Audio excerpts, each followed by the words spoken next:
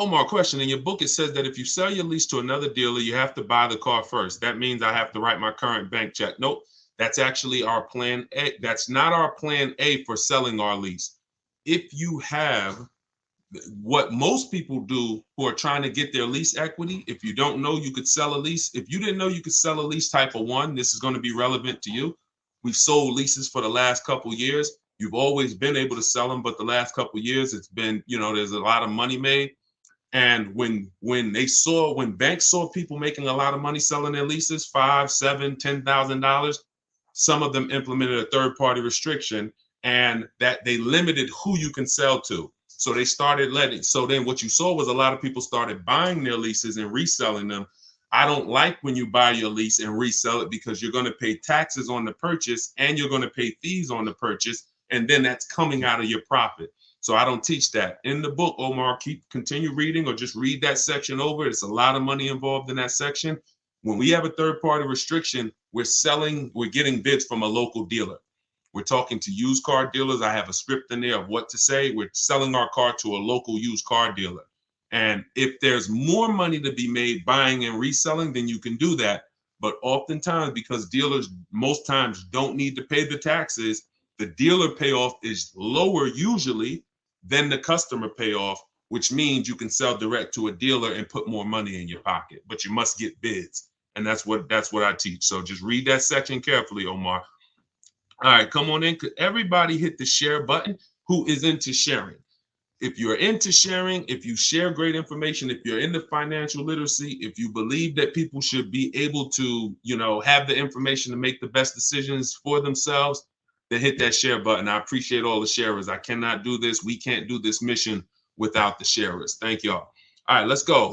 I see Instagram. Let's go. Want to trade my car, which I still owe money on, and I want to lease now. That's going to be very common. Many of you are going to find out as you find out you will, unfortunately, many of you were just programmed never to lease. You were programmed that leasing was bad. And when you find out the math and how much that's cost you, the first thing you're going to want to do is get out of your finance and go into a lease. So you need to call your bank. In my book, I call this the equity assessment. This is step 2. After you decide, now you've already done step 1, which is great. Step 1 is deciding, should I buy or lease? Asking yourself the most important question: how many years am I keeping this car? To decide, are we going to go for our long-term purchase where we can avoid the depreciation in the long term, or are we going to go for a short-term lease to avoid the depreciation hit? Once you answer that question, that's step 1. Now we move on to step 2, which is our equity assessment. That's when we have to look at the current car we have, and we have to find out what our position is in it. Are we in a negative position? Are we in a positive equity position? So you're going to call your bank, find out what your payoff is, get your payoff. Don't look at your residual value on your contract. Don't look at, whatever your statement is. If you're going, you can do this with a finance, you can do this with a lease. The equity assessment process starts the same way. You call, you get a payoff, you find out what you owe, and then you're going to go to the online bidding, to the online car buyers, and you're going to get offers so that you can find out relative to what you owe, how much is the market value of your vehicle. And the market value is based on how much someone's willing to pay you for the car. It's not based on what an algorithm site says. It's based on, I got 6, 7, 8 cash offers, which is when you follow this process, that's what you're going to get.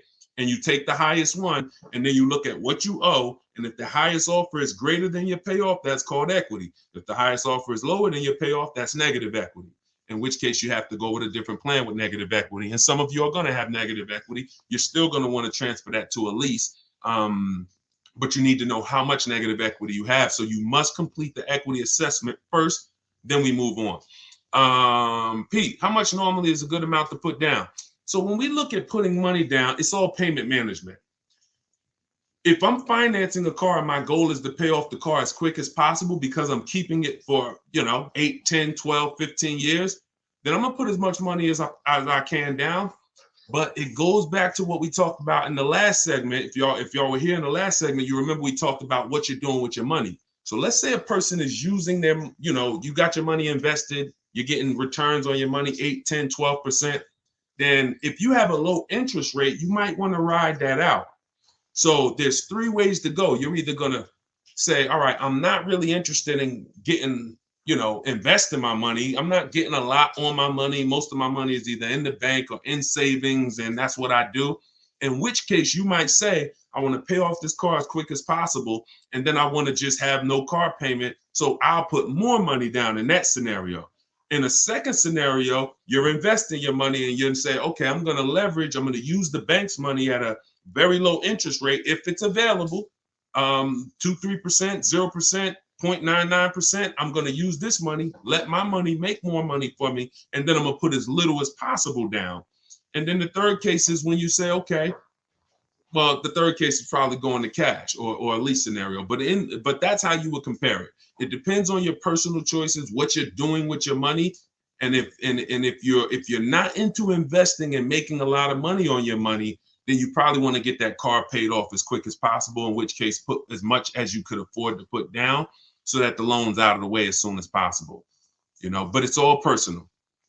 All right. I see from IG. Is it a way to get a lease without a down payment? Look, are you kidding me? And that's not an insult to your question. That's just, this is all we do. I know you might have looked at these questions and you said, you might have looked at these lease deals online and you see all of these deals that say, hey, put 3,000 down or the $32.99 do it lease signing. Listen, the lease is custom.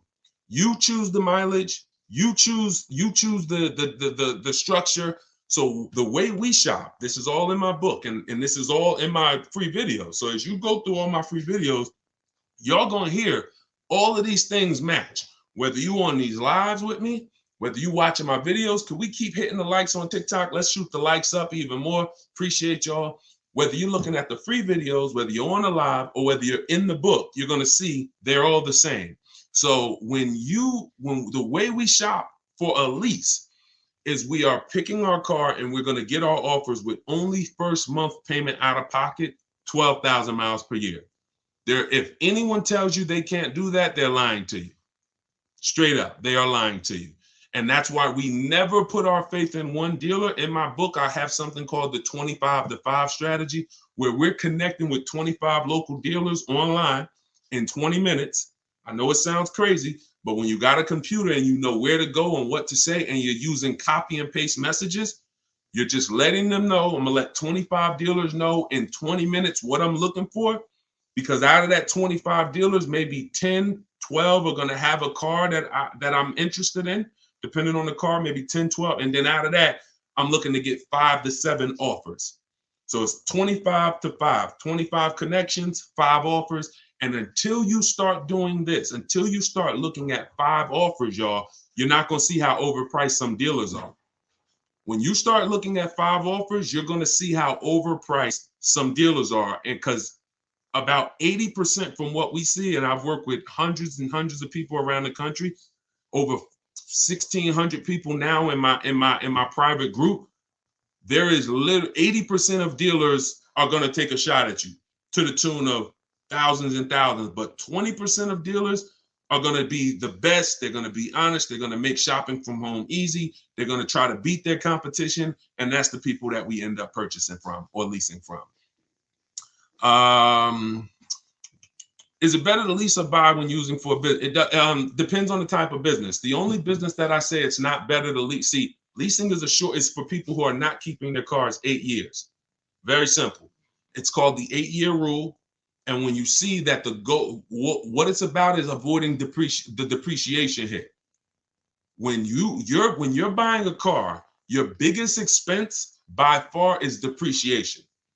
If you buy a car today for $30,000, brand new car, what's that car worth in 5 years, y'all? Throw some numbers out there. If you buy a car today, $30,000, brand new car, what's that car going to be worth in 5 years? Throw some numbers out there. Thanks, Ed. I see you, man. Appreciate you. Look, let's see what people come in at. Hold on, hold the question, Dolan. Now I got my man Dolan working in the background so we can see everybody's question.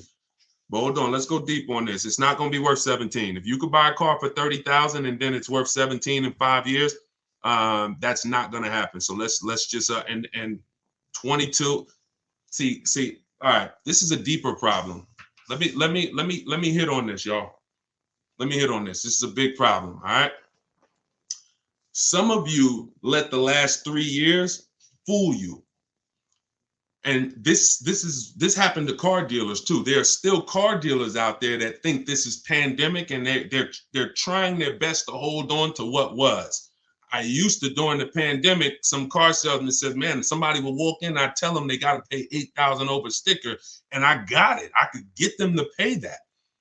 They're still trying to hold on to that. They don't realize that over a year ago, their competition started adjusting and started really doing, well, their competition was doing deals from the get-go. So that's them. But let me talk to you. If you bought a car in 2018, 17, 16, 19, 20, early 2020, you could have sold that car and actually either made money. In fact, most people made money. That's gone. Don't let that get you thinking that there is that you can buy a car and flip a car or break even on a car. That was a once in a lifetime opportunity based on limited inventory, based on a global pandemic, based on a microchip shortage, based on an industry that usually puts 60 million cars a year through the transaction. They didn't have it, and so everything went up $7,000 to $15,000. Everything. Some of you cashed out. If you cashed out during that time, those last 3 years, 2020, 2021, 2022, if you cashed out, you sold something and you made a bunch of money, type a $sign. Just type $sign so we can actually see. Because some of you, I was talking to you back then and you cashed out through my advice, and some of you, you just found out on your own, or you found out through somewhere else, and you ended up cashing out and making a bunch of money. If that's you, put $signs. But that is over. The times we had people buying cars in 2019, overpaying for them, or buying cars and coming back and flipping them and making money on them. You try that now, you're going to lose your shirt. It's over. So I'm here to tell you that the normal depreciation on a car is a 20% loss the first year. 20% loss the first year. So if you pay 30 grand for a car, that car is worth 80% of 30 grand after a year with normal driving. If you're a high mileage driver, it's worth even less than that. If you're a low mileage driver, very low, it's worth a little more than that. But that's standard, 20% going. Second year, you're going to lose probably another 15%. Third year, you're probably going to lose about 12.5%. Probably lose another 12.5% the next year. Then you'll lose 10%. And that's the depreciation curve. That's where we are. So when I asked y'all 3-4 minutes ago, if we bought a $30,000 car, what it would be worth today, the answer is what it would be worth after 5 years. The answer is probably going to be about 12 grand. The answer is probably going to be about 12 grand. And we've gotten so far, I had to go deep on that subject, so I kind of forgot what the original question was and how we got on it. But the name of the game is avoiding depreciation. That was how we got on it. So if you don't know, that's your biggest expense. Your biggest expense is not maintenance. It's depreciation. You're losing thousands and thousands of dollars in depreciation. So when you're deciding, should I lease or purchase? When I tell you the answer is 8 years, if you're not keeping your next car 8 years, you should be leasing it, because if you get a great lease deal, you can't get a regular lease deal. You must get a great lease deal that comes through multiple offers. Then you're going to avoid those big depreciation losses that these owners are taking. Now, at the same time, if you're buying your car to keep 8 years, you should be purchasing it, because once that depreciation levels out, remember what I said, you lose this percent the first year, this percent the second year, but every year later, it starts to get smaller and smaller. Eventually, you're only losing like 5% on the car, and that's the time where you want to keep it. That's when you won. That's the reward. That's where you're like, okay, now I'm winning based on my purchase. Okay, so whenever you're looking at leasing versus purchase, it's a long term. You got to look down the road, and you must ask yourself, how long am I going to keep this car? All right, let's go. Dolan, next question. Dolan pulling questions in from every platform. Should lease rates increase depending on yearly mileage allotment? So we always shop with 12,000 miles per year. Find your best deal. Shop multiple offers. The way I just laid out in the beginning of the show, I gave you the structure on how we shop offers. If you missed it, watch the replay. Once you get multiple offers, you get 5 to 7 offers. Pick your best one, and then you adjust the mileage. Because you want to adjust your mileage once you know you're dealing with an honest dealer. Once you know a dealer has won the bid, they're not going to try to put extra, like if the mileage to go from 12,000 to 15 is $25 a month more. You know, an honest dealer will mark it up $25. You don't have an honest dealer, they'll mark it up $35. They'll mark it up $32. Everything will have a little cushion in there and you don't want that, because cushion is built-in profit that, you know, they're not going to disclose. So once you do that, yeah, you pay for additional mileage, but you don't adjust your mileage until you actually find your deal. And yeah, you pay for mileage because you pay for usage. But then again, when you have a great lease, like I'm gonna show y'all a couple great leases throughout the show, people who are getting, I mean, ridiculous deals right now. And y'all see, to add a little more mileage to these leases the payment is still pennies. It's ridiculous. Go ahead, Dolan. But you got to shop first and then you adjust. All right, YouTube, looking to buy 4Runner, but they have a $1,500 BS protection package. Okay, they is one dealer. It's not Toyota. Toyota's 4Runner. This gentleman shopping for a Toyota 4Runner, y'all. The dealer that you went to has a $1,500 BS fee. That's why we don't shop and put our faith in one dealer. You know how many 4Runners there are the way you saw them? I don't care what car you're looking at. You could be looking at the most rare G-Wagon. There's at least a couple more in the country. So when it comes to something like a 4Runner, there's thousands of them. No matter what color, you might say, yeah, but I like this color. There's thousands of them, thousands. That's a mass-produced vehicle. So you have to have that in your mind. If you start looking at it like, oh, it's only one of these, oh, they got you, because they're going to make you think that's the only one. And you're not going to see that there's other ones that not only may they not have the BS fees, they actually may be lower priced. And that's what you need to be seeing. We go about 100 miles out when we start our used car sales. In my book, in day 5, I have something called the multiple marketplace strategy. I laid out the 25 to 5 strategy. That's how you shop for new cars and leases. That's a different strategy. When we're shopping for pre-owned cars, we're using the multiple marketplace strategy. Can y'all keep shooting? Can y'all keep tapping the screen? Everybody on TikTok, we got a couple hundred people. This is crazy. Could y'all just keep tapping the screen, shoot the likes up? Let's keep grabbing attention over here on TikTok. Appreciate all of y'all. But when you're shopping for a pre-owned car, we're using the multiple marketplace strategy, where we're looking at every website that has used cars. Some of you may think Car Gurus is the same as cars.com, the same as Auto Trader. They're not. These companies have different contracts, different dealerships, different places that they advertise inventory for. And not only are you shopping those marketplaces, you're shopping the Carvanas, you're shopping the CarMaxes, because occasionally, sometimes they'll have the best price on a particular vehicle. You never know what they're going to do. So if you're not shopping them and looking at all the used car inventory, you are going to miss the lowest price in the market. But once that happens, you'll find a car, and you always verify fees before you leave your house. You never get to a dealership and have fees pop up on you that you didn't know about. That means you didn't give a call and find out the bogus fees beforehand, in which case you let somebody waste your time. So you can't negotiate. That's why I got a video. Some of you may have seen it. We don't negotiate with fake fees. We don't do it. We don't do it. It's a losing battle. All right, go ahead, Dolan. Let's keep it rolling. I'm trying to get through as many as we can today. I want to go through as many questions as fast as possible. How do I know how much equity I have on my lease? It's a very common question, y'all. I mean, we're kind of getting a similar question asked in a different way. Call your bank, find out what you owe, what your payoff is. Go to the marketplaces that I mentioned earlier to get offers. CarMax, Vroom, Vroom's out of business, sorry.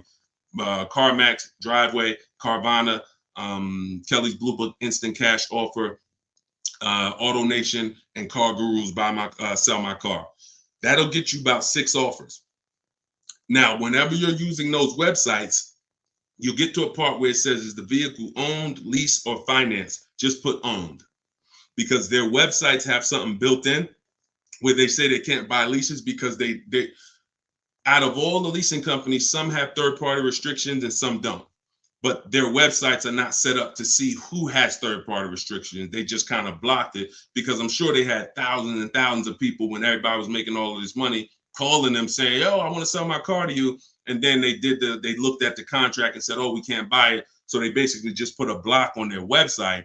But if you don't have a third-party restriction, and there are several leasing companies still that don't have a third-party restriction, meaning you can sell to anyone, but if you do have a third-party restriction, we take those offers that we got from those online car buyers, then we call a local car dealership, we call a local brand, and we speak to the used car manager, and we get a couple offers from used car managers, and we sell direct to them.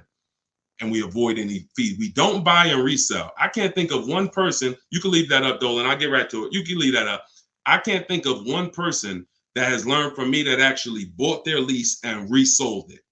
It's just, you're losing thousands of dollars in taxes and fees. It's just not worth doing when you can sell direct to a dealer. Go ahead, Dolan. Next question. Let's keep it rolling. I'm loving this. Thank you. Could everybody tag a friend? Everybody's not going to tag a friend, but if you are somebody who tagged, I'm telling you, your friends will be upset if they find out that they went and bought a car a couple months down the road and they end up overpaying for it, which most people are, and they find me later and you didn't share it, and they like, yo, why didn't you share that guy? Yeah, I've been following Deshone for years. You didn't share his stuff with me. So don't be that. You don't want to have that. It's an awkward conversation. You might as well just tag a friend, think about somebody who you love, and share this wisdom with them. Let's get everybody saving money. All right, we can't find a lease for less than $500 a month. Every time we turn a car in, they increase the lease amount. We love Jeep, but we are now trying to, but they're calling us, telling us the interest rate is high. We have 12,000 miles left. So, I mean, if you can't get a Jeep, so this was somebody that got a Jeep in our private group. Let's see. Hold on. Let me go to my let's see, who got a Jeep? I gotta label these different. No, I gotta label these different. Ooh. Jeeps have incredible deals if you know how to shop. Anybody who's interested in leasing a Jeep Grand Cherokee, which kind of Jeep is it, Liz? If it's a Jeep Grand Cherokee, let me see if I can find this. See if I can find this person, because I know that deal was ridiculous. Hold on.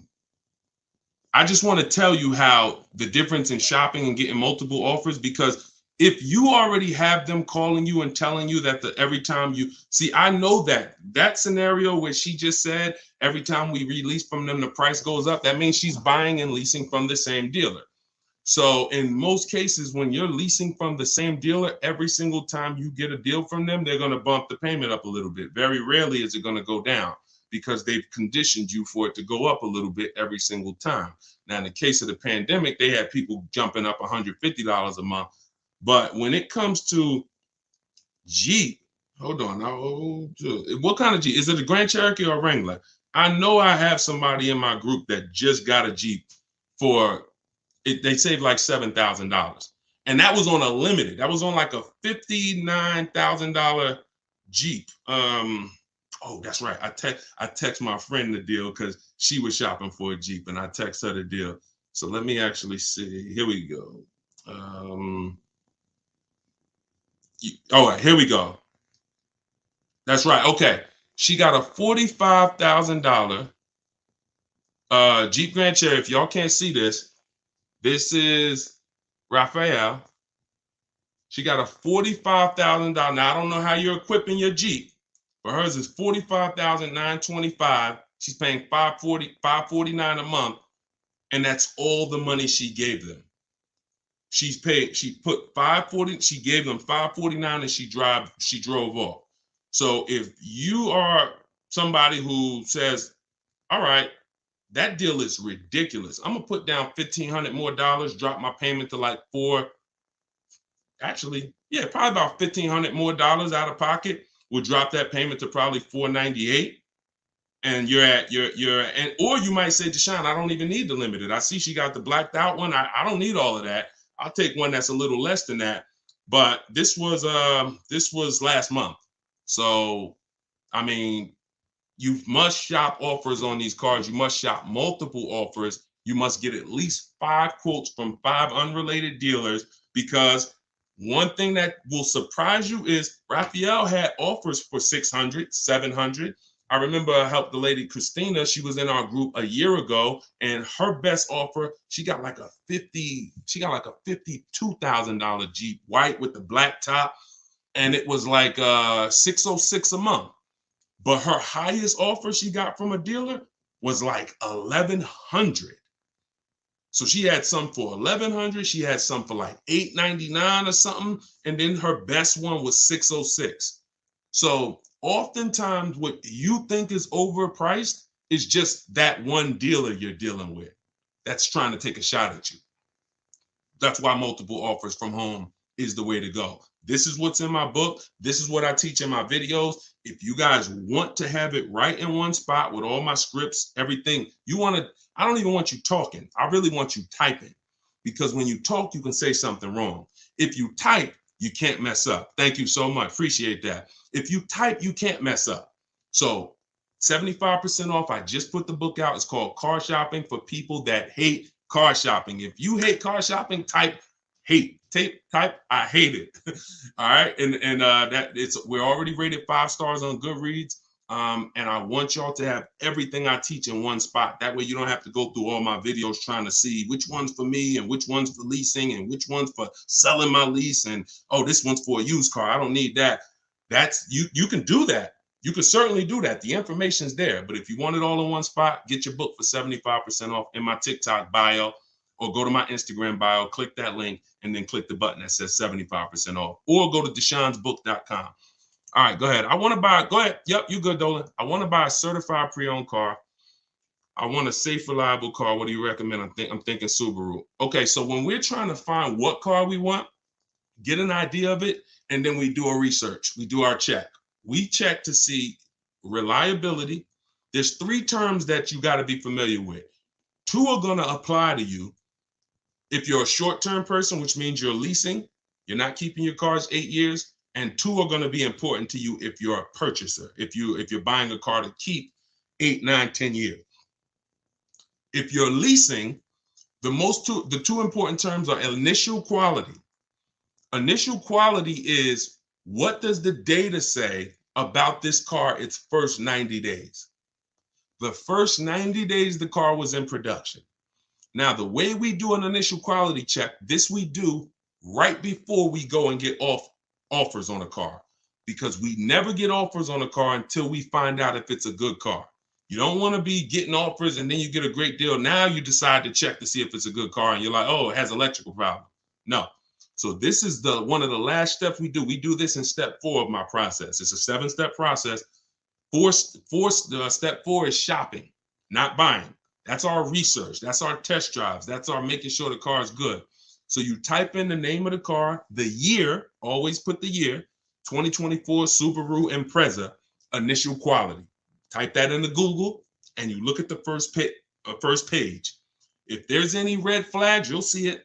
Skim those first couple articles. It shouldn't take you more than 3 minutes. You'll see, oh, click on this. Reliability score is a 70 out of 100. I might pass on that. Initial quality, rather, is a 7 out of 100. We don't want to see anything that gives us concern. Now, once it passes initial quality, now you type in 2024 Subaru Impreza reliability. So initial quality is your first 3 months of the vehicle's lifespan from the time it's new. Reliability is the first 3 years. So if that car is in the shop every couple months or once a year, or for the same issue, if it's having a misfire in the engine, you'll see it in the reliability ratings. For somebody like you, Tina, you want to look at both the reliability, and then you want to type in 2024, whatever year you're buying, 2021 Subaru Impreza longevity, and you want to do the same thing. You'll see if the transmission's known to go, it'll tell you right up top. These cars are known to last 150 to 200,000 miles, 200,000 to 300,000 miles. These cars, many owners report transmission issues around 80,000 miles. That quick 5-minute check will avoid thousands and thousands of dollars in bills and headaches. Thank you, Blood. Said you looking younger. I appreciate it. So that's how you do. But also, don't think you got to buy it. You can keep that up, Dolan. All right, we're pulling questions from everywhere. Instagram, TikTok. So make sure y'all are typing your questions. We're on 4 platforms. And I got my man Dolan pulling the questions in. Don't think that a certified pre-owned car is better than a non-certified car with a good history. A good history, non-certified, could be better than a car that's certified without the history. See, I'd rather a non-certified car with a great title, which means it's not a salvage title, it's not a rental, it's not a, funny title. Great service records, which means I can see that the previous owner or owners regularly took care of the car. That's the biggest indicator that car was taken care of, is service records. And then a good accident report. I take that over a certified car. When I pull the Carfax, I don't see many service records. So don't think because you're getting a certified car, if you don't do your due diligence, you could still lose. You want to look for those three things: title, service records, accident history. That's the biggest indicators. It's no guarantees, but those are the indicators. All right, go ahead, Dolan. Next question. Can you explain the worksheet on the multiple marketplace strategy? I signed up for the 5 sites, but confused when there are multiple cars on each site. If I pick high and low on each site, the sheet will have like 50 cars. Correct. I'm looking to actually narrow down. First thing we do. So this is somebody who obviously has my book, and she's asking about this strategy. So look, when we're looking at used cars, we're on every marketplace. So I want you to think about like Amazon.com, Walmart.com. Let's replace the car with a TV. It's no way, if you're looking for a TV and you're trying to get your best deal and pay the lowest price, you're not going to check all the online websites. Now, some people might check only Amazon. Though that's not as good as checking Amazon and checking Walmart.com and checking BestBuy.com. See, I know Best Buy is overpriced most of the time. You get what I'm saying? But that's how I feel about CarMax. But I still got to check them because they're overpriced most of the time, not all the time. And every now and then you see the one that was surprising, they'll have the best offer right there. So that's why I'm always going to check all the marketplaces: CarMax, Driveway, and then we're going to open up your Auto Trader, Cars.com, Car Gurus, at Carfax.com. There's 8 used car marketplaces. So we open them up, and now we put in our criteria. What are we looking for? Now, we don't look to buy. I don't want you buying the first day when you open those marketplaces. Here's the goal when we open the marketplaces. Who remembers what I said about market value? If you were on the last broadcast, or if you heard me talk about it, what are we interested in when it comes to market value? Who remembers? And let me see, we might have a whole fresh crowd on here. We got a couple hundred people. We got like 400 people on here between all the platforms. So I don't want to assume, but let's see if anybody has heard from any of my other broadcasts. When it comes to market value, what are we interested in? All right, we might have a whole fresh crowd. Below market value, y'all. So how do we buy below market value? First thing we need to do is see what is market value. Yep, I see you, Ronald. The first thing we need to do is see what is market value. So your goal when you open up those marketplaces, and this is what I teach you in my book. First things first, we sort all our prices high to low. We create accounts because we want to be alerted of any new inventory. Because once I know what the market value is, I know where the low side of the market is. So you might look and say, we sort all the prices, low to high, low to high, low to high. Now I can see all the low prices are around 22, 23, 20, 22, 23, 24s, but then it goes up to 25, 26, 27. That's market value, that middle. And then you got the overmarket, it's always going to be cars that are priced higher, above market value. Now, when we look at the low side, here's what we're able to say. Here's what you have to know. Be prepared for it. The low side of the market is where all the crap is. So you're going to see bad titles. You're going to see accidents. You're going to see frame damage. That's fine, because you're looking through all of that And then you're going to find that diamond, and you know what the low side of the market is. Here's what's also very important. You might see a car, you might say, I want a black car or a white or silver. You see a car that has all the boxes I talked about, which we checked: title great, service records great, accidents great. It's the wrong color though. Dang, I don't want blue. That's an indicator. I don't care if it's blue. I'm not going to buy it because it's not my color, but it's showing me where the low side of the market is. That's a deal. If somebody wanted a navy blue car, that's a daggone below market deal. So we have to find out what the market is. Then we find out where the low side of the market is. And then we have on alert so that every car that pops up, it comes to our email immediately. As soon as they list it, boom, we get the email and we know the low side of the market. So when we look at that car and we're like, oh, wait, this is $22,000 and it's my color. All right, you open it. Ah, shoot, 2 accidents. No problem. Now you get another one a couple days later. Oh, shoot. All right, black. Oh, 22.5. Good price. You open that thing. Wait, service records look great. Oh, accidents look great. Now we go to verify if there are any bogus fees. We do one more step. We pull the window sticker because I want to know what's in that car. I want to know what the original equipment what is the actual original price. Once I find that out, I got to get there and get that car. So that's how you do it. You have to. It's a narrowing down. You're looking at all this inventory. I'm going to narrow it down to the best, and then I'm going to snag my deal. And you're at home. You're not in these dealers where you're at home. Okay, and that's all in the book. All right, let's go. Oh, how do I get your book? It's in my TikTok bio. Welcome to all the new people that jumped on the broadcast. It's in my TikTok bio. It's in my Instagram bio. Click the picture of me, and then you'll see a website there. And then there, click the button. You won't leave the broadcast. So some people are like, Deshone, I don't want to get the book yet. I don't want to miss the broadcast. Well, the book is only on sale, 75% off for 30 minutes. So click the link. You won't leave. You'll still be able to hear everything we're talking about. You can come back and keep asking questions, but don't miss the 75% off. Click that website, or if you're on Facebook or Instagram, you can go to deshonesbook.com, or you can scan the QR code if you're watching on TV. Go ahead, Dolan. Oh, matter of fact, let me go to TikTok because Dolan, you're not on TikTok. Can you come with me to buy a car? Not necessary, Danielle. Thank you. I appreciate it, though. Listen, that's the old way. So you think that we're somehow going back and forth with dealers and hey, I kind of need somebody. That's like when I was selling cars and people thought bringing their uncle in was going to help them. No, we don't shop like that. So you don't need any. The reason why, listen, I'm gonna share the reason why you see people like this. Well, I just showed you Raphael. How she get that deal?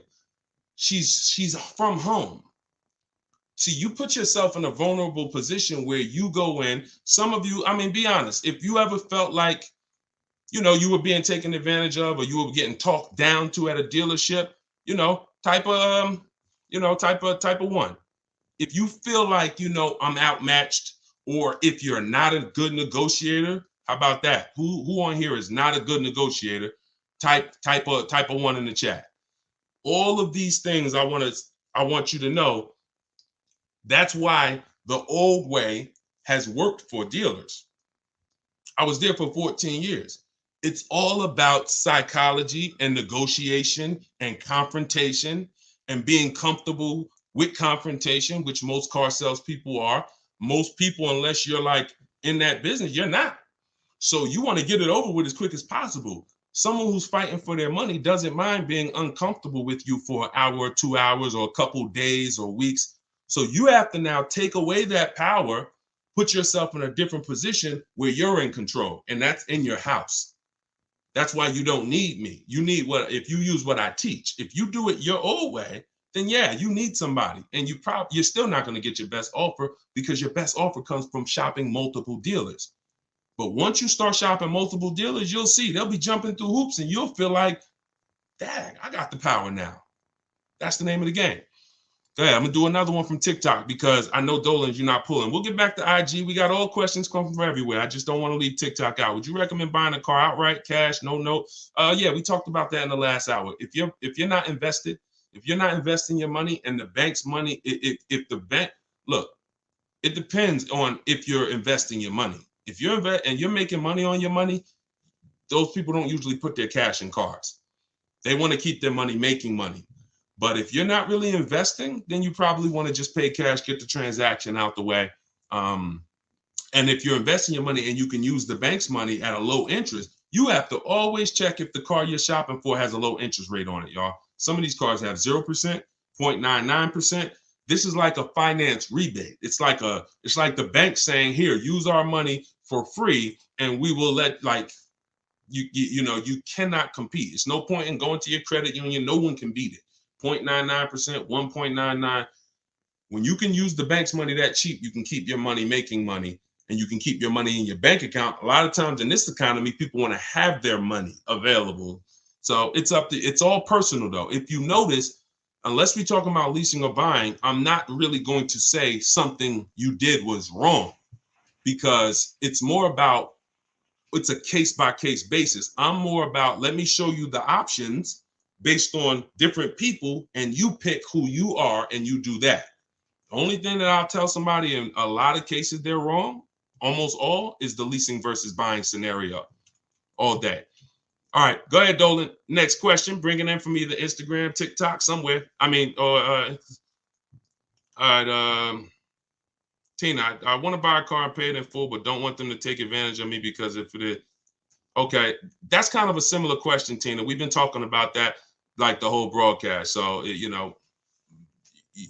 like that's how to shop is kind of what we're talking about. So let's go to the next one and just, stay on the broadcast. The continual theme is nobody on here who's using what they learn from me, what they're learning in this live, what I have on my videos, what's in my book. No one should be worried about being taken advantage of because you're not shopping the old way anymore.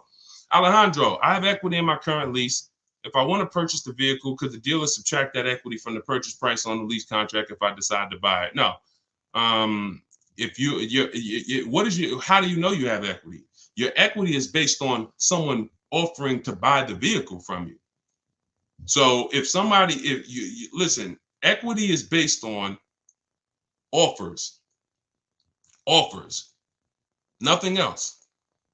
Kelly's Blue Book telling you your car is worth 20 grand is not an offer. Kelly's Blue Book instant cash offer, where they actually have a local dealer or a couple local dealers who will make you an offer, cash, come pick up, hey, bring your car in, we'll give you a check. That's how you assess equity. We do this in step 2. Once we decide whether we're leasing versus buying, which is the foundation of our car deal, you can't get a great deal if you purchased, but you should have leased. Can't get a great deal. It's over. You're on the wrong foundation. You can't get a great deal if you leased and you should have purchased, because the long-term wins you would have gotten, you now lose. Once you move past that, your next step is equity assessment. Look at my current car. Now some of you, Deshone, I don't have a current car, then you skip it. But if you have a current car, a lease, or a car you own, or a car you're paying for, you're financing, equity assessment, which means I'm going to call my bank and I'm going to find out what my payoff is. Then I'm going to go to the actual online buyers and get offers. And then I'm going to see, are my offers, is my highest offer higher than my payoff? That's equity. But there's no other way. So if you were to purchase that vehicle, no one can take your equity, because this is what my car would have sold for, but I'm going to buy it for the price they say I could buy it for. So if that's $4,000 less, great. But also be aware, not everyone is willing to pay you that. That was just one buyer who beat everybody else. So that's why I'm not into buying leases, because I'm not into buying your car, because all you're doing when you're buying your lease is buying a used car. That's it. That's all you're doing. All right. Hold on. I'm 20,000 miles over on my lease. Should I get a new lease or purchase my current vehicle? All right. This is very important, y'all. Watch this. I'm about to save. Look, y'all know I get excited about saving you money. If you listen, you're going to be writing me and telling me for years about all the money that you save. This is a big warning.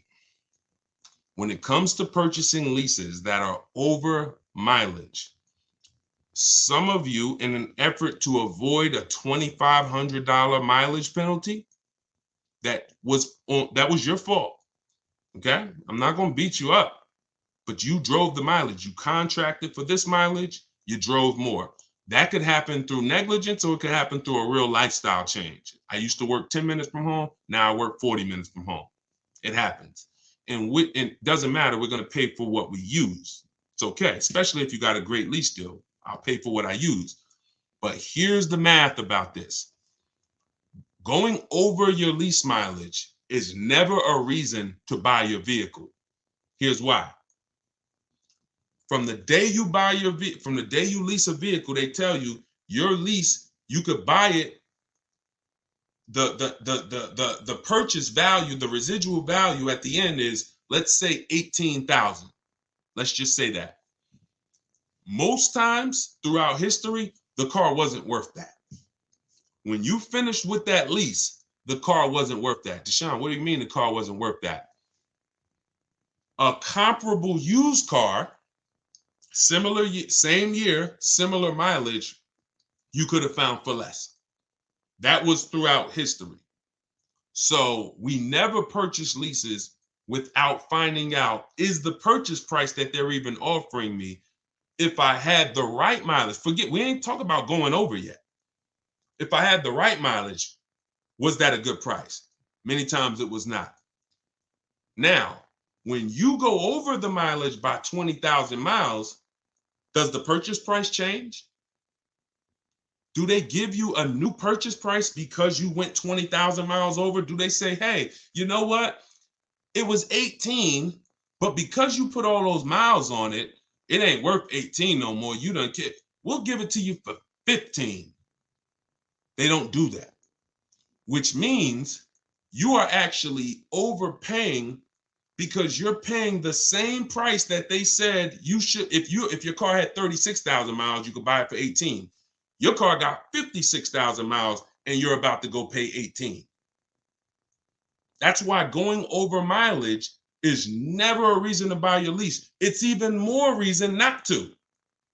It makes the car even more not worth what that buyout price is. So the best thing for you to do is to assess the penalty. First thing to do is see, you're going to compare three things. Can I sell this car? Using the equity assessment, we talked about that. Either watch the replay, get my book at 75% off in my Instagram bio, go to step 2, which is the equity assessment, get my book in the TikTok bio, click the link and get it for 75% off. It's normally $97. You could be reading it in a matter of minutes. And then what you do is you go to day 2 and you do the equity assessment and you see, all right, how much could I sell this for? If I'm going to lose, now I got to see what's the smallest loss I could take. Now, you might be able to sell it to a buyer. Let's say CarMax wants to buy it. They win the bid, and you might only have to come up with $1,000. I'm just making a number up. Sell it to them, pay the difference. It's better than a mileage penalty. It's better than the penalty you're going to hit. Now, second scenario is you actually see, if I was to replace the car now, what's the mileage penalty and the payment penalty? Because what most people don't understand is you have payments remaining. And some of them, so it's so many lies that's been told. I feel bad for y'all, because you don't know from which angle is what. Because somebody you might say, oh, well, I went in with, I had 3 payments left. I had 6 payments left and the dealership took care of them. No, they didn't. No, they didn't. In 99% of the cases, those 6 payments you had got rolled over to the next car deal. So those payments didn't disappear. So what you're going to do is you're going to compare. If I sell the car to the highest bidder, what's my penalty? Or maybe I went over on my Jeep mileage. This was back when the market was real high. I was over about 6,000 miles and I still sold my Jeep for $8,900. Again, everything in the world, every car in the United States was worth 7 to 15 grand more. So just because you're over miles don't mean you can't sell that car and close the gap. Second thing you want to compare is, if I get out now, what would the mileage and payment penalty be? Third thing is, if I just drive, and go to the end, what would the mileage penalty be without the payments? Because if you got 3 payments left of $500, you got your mileage penalty and you got $500 in pay, $1,500 in payments to account for. So this all is structured. Very important. This is why some people say, Deshone, like, man, I had a girl say, listen, you make things complex. This is a girl that y'all remember, I don't know, some people's on here. She gave a horrible advice about leasing, and we featured her on the show. I don't know if she ended up seeing the video or not, but she wasn't too happy. Naturally, I wasn't attacking her personally. I was just attacking what she was saying about leasing. Her video was incorrect. And she said, you know, you make things a little complex. She's a car saleswoman. She's in the business. And I said, listen, you've been taught, young lady, that this thing is supposed to be this simple. Why do you think people out here and they hate it? It's simple, but you're losing money. See, if you just take it a little more serious, I don't need you to treat it like a house purchase, but it's the second most expensive purchase behind a house. Let's treat it like that, and you'll save the money. But if you're not willing to treat this, every time you purchase a car, you should be treating it like a small house. I'm gonna take this finances seriously. I'm gonna have me a strategy. I want to make sure I keep the most money possible. And when it comes to leasing, you must structure your lease right, or you're not going to enjoy leasing, and you're going to have these penalties that you shouldn't have had unless you had a lifestyle change. All right, go ahead, Dolan. Let's keep the questions rolling. I had a few on TikTok, and what you're going to find is somebody's going to ask the same question you have. So even if I don't ask you, literally some of you are going to be like, oh, that's the same question I had. All right, so is it true if you end your lease early by having the dealer buy out your car because they need inventory, you always lose? No, if somebody buys your car, that's a clean transaction. Just make sure that you know what you're going to walk with. No, you could sell your car a year into the lease. If you do your equity assessment and you see, man, I could get out or I could break even, clean transaction. There's no losing in that. Unless you put a bunch of money down, which is why we tip it. If you put $4, $5, $6 grand down on your lease because you wanted to lower that payment to a comfortable zone, then you don't really want to end that lease early. All right. YouTube. Do you think there's another shift in the new car market that will bring the price back down to a normal? I'm sorry to tell you, prices is great. Felicia, when it's just they're not good for you. You gotta get your skills up. I'm gonna show you something. I was helping I have a car buying school. Besides my book, I have a video school where I coach people around the country. I started that school because people were out here getting killed in 2021. November 2021, I opened the school, online school. Felicia was our first graduate. Middle of the pandemic, January, she got a BMW X1. She saved $1,950 off the price, a $1,950 discount. And that was the first indicator that I don't believe what the heck going on out there. Now, for those of you who, if you use what I'm teaching you, deals are everywhere. Deals are everywhere. Look at what I'm showing you. You saw Greg. $56,000 vehicle, his lease payment is $527 a month. Look at the date. Look at Taupe. 2023 BMW, $54,000 vehicle, $690 a month. Look at Danielle. Look at the date. Look, $44,000 Audi, $550 a month. I hadn't seen.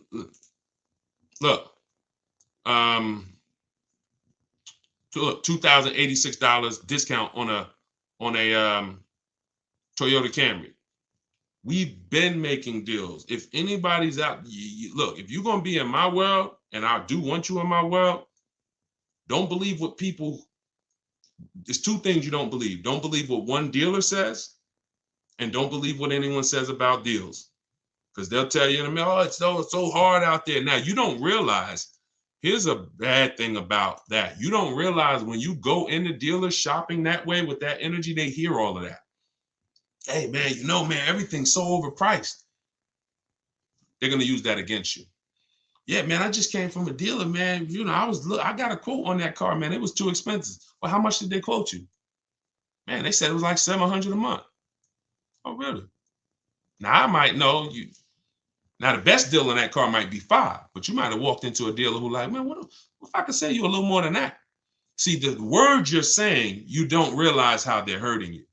That's why you use my stuff. You don't even talk. You don't talk to salespeople. See, I had to set this up in a way it's truly online, because the more you talk, if you like Deshone, I don't even know I'm saying stuff that's hurting me. I know you don't. But that's my job to tell you. I was in the car business for 14 years. The information that you are going in, the energy you're going in saying, oh man, I need a car this week, hurting you. Desperate vibes. Can't say no for long. Maybe you could say no today, but not for long. That's all the stuff you tell. That's what car salespeople are trained for. They're trained to pick up those little words you say that you think are harmless. Man, I've been shopping for a week. All of this stuff is hurting you. And so when you stop talking and just sit at your computer and do the things that I'm telling you to do, you're going to find out deals are everywhere and you're in control. But if you're going in there thinking you could actually negotiate or just get a car deal the old way, everything's going to seem overpriced. So RA Cave, I'm sorry to tell you, deals been out here, man. For those who know how to get deals, they're everywhere. For those who don't know how to get deals, they're nowhere. Go ahead, Dolan. Yeah, I agree. Let's go to TikTok again. Hold on. We're going to keep TikTok. 2024 Edge, looking to trade in for 2024 Explorer. So here's the thing. You're trading in a deep depreciation cycle. You've lost a ton of money in depreciation. You're still in the deepest depreciation cycle, which is that first 1 to 6 years. You're losing 20% the first year, 15%, and then you're looking to trade it in. You should be leasing.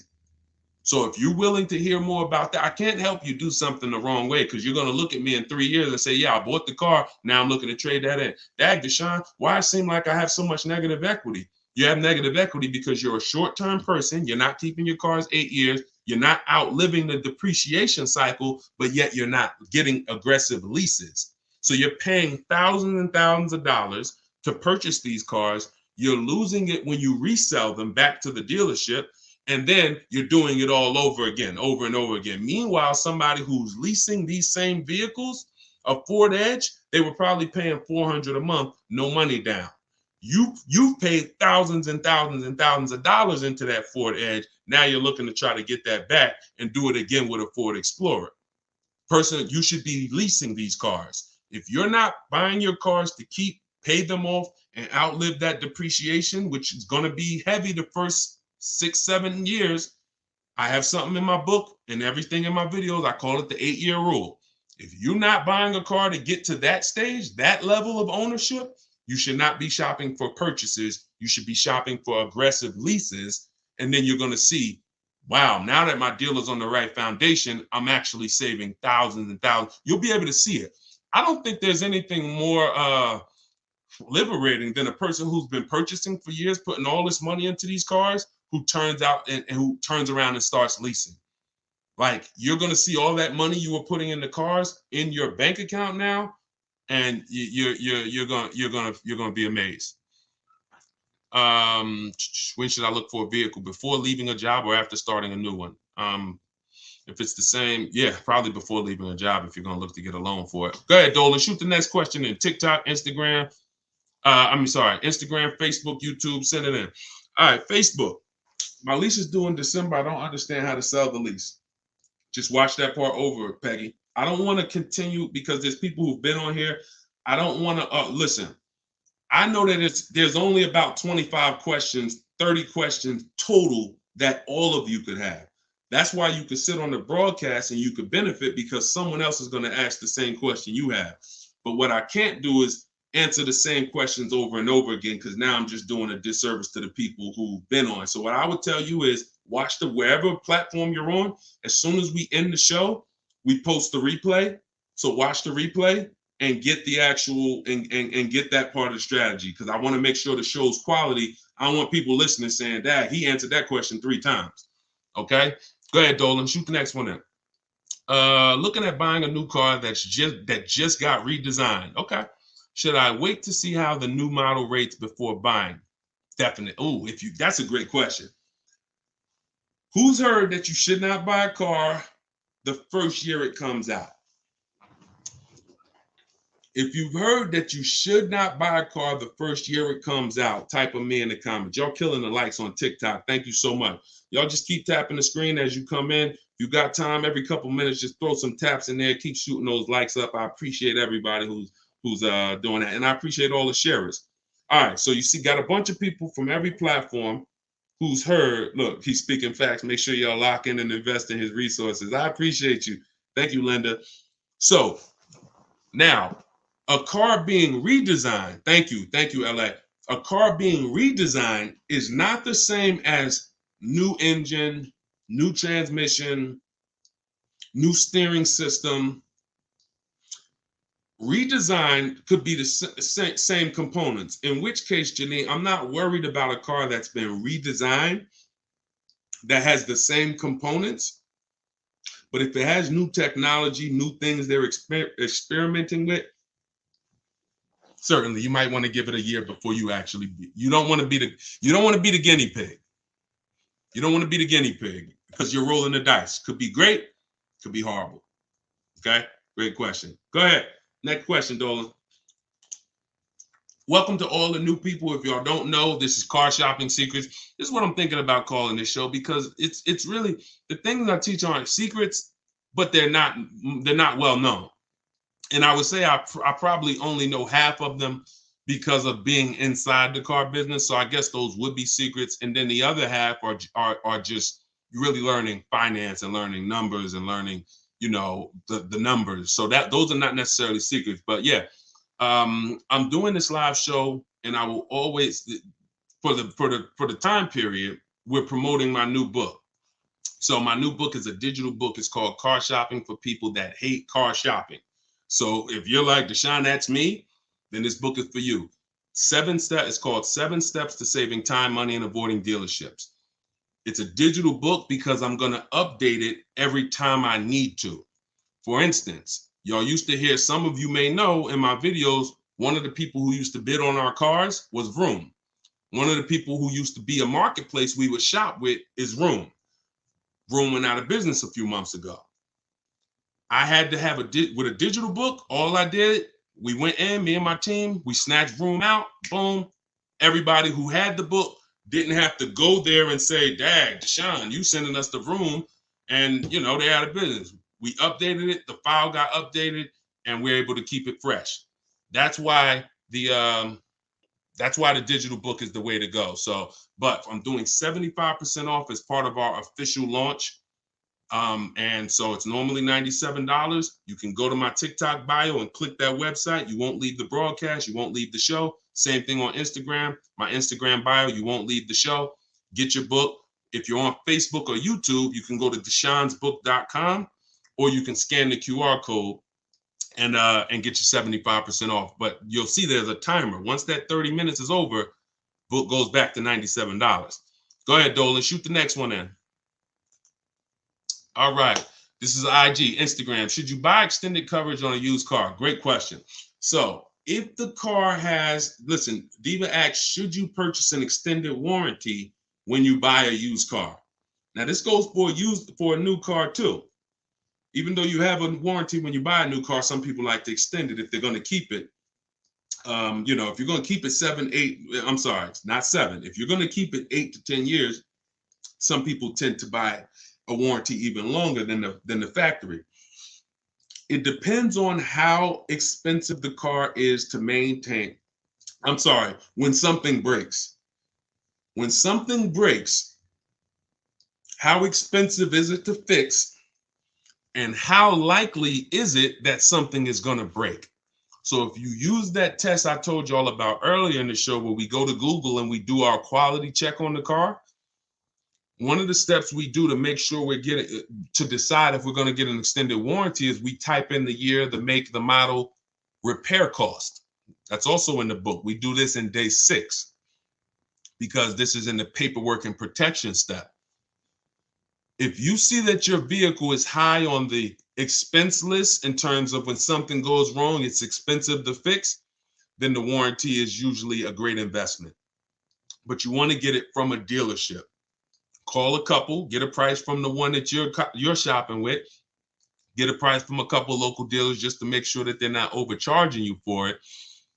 But if you see your car is very low on the repair list of expense and the likelihood of things going wrong, like it's not a car that's known for things to go wrong, and when it does go wrong, it's not expensive, then a warranty is not going to really pay for itself. You go spend $3,000 on a warranty, you're probably not going to get that money back in the claims you put in. So it has everything to do. That's what you do to decide whether a warranty is worth it or not. You must know if this is a Mercedes Benz and when something breaks, it's $2,000 or it's $1,000 minimum, then yeah, I'm going to get that extended warranty from a dealership, not from any of these side companies that go out of business every year.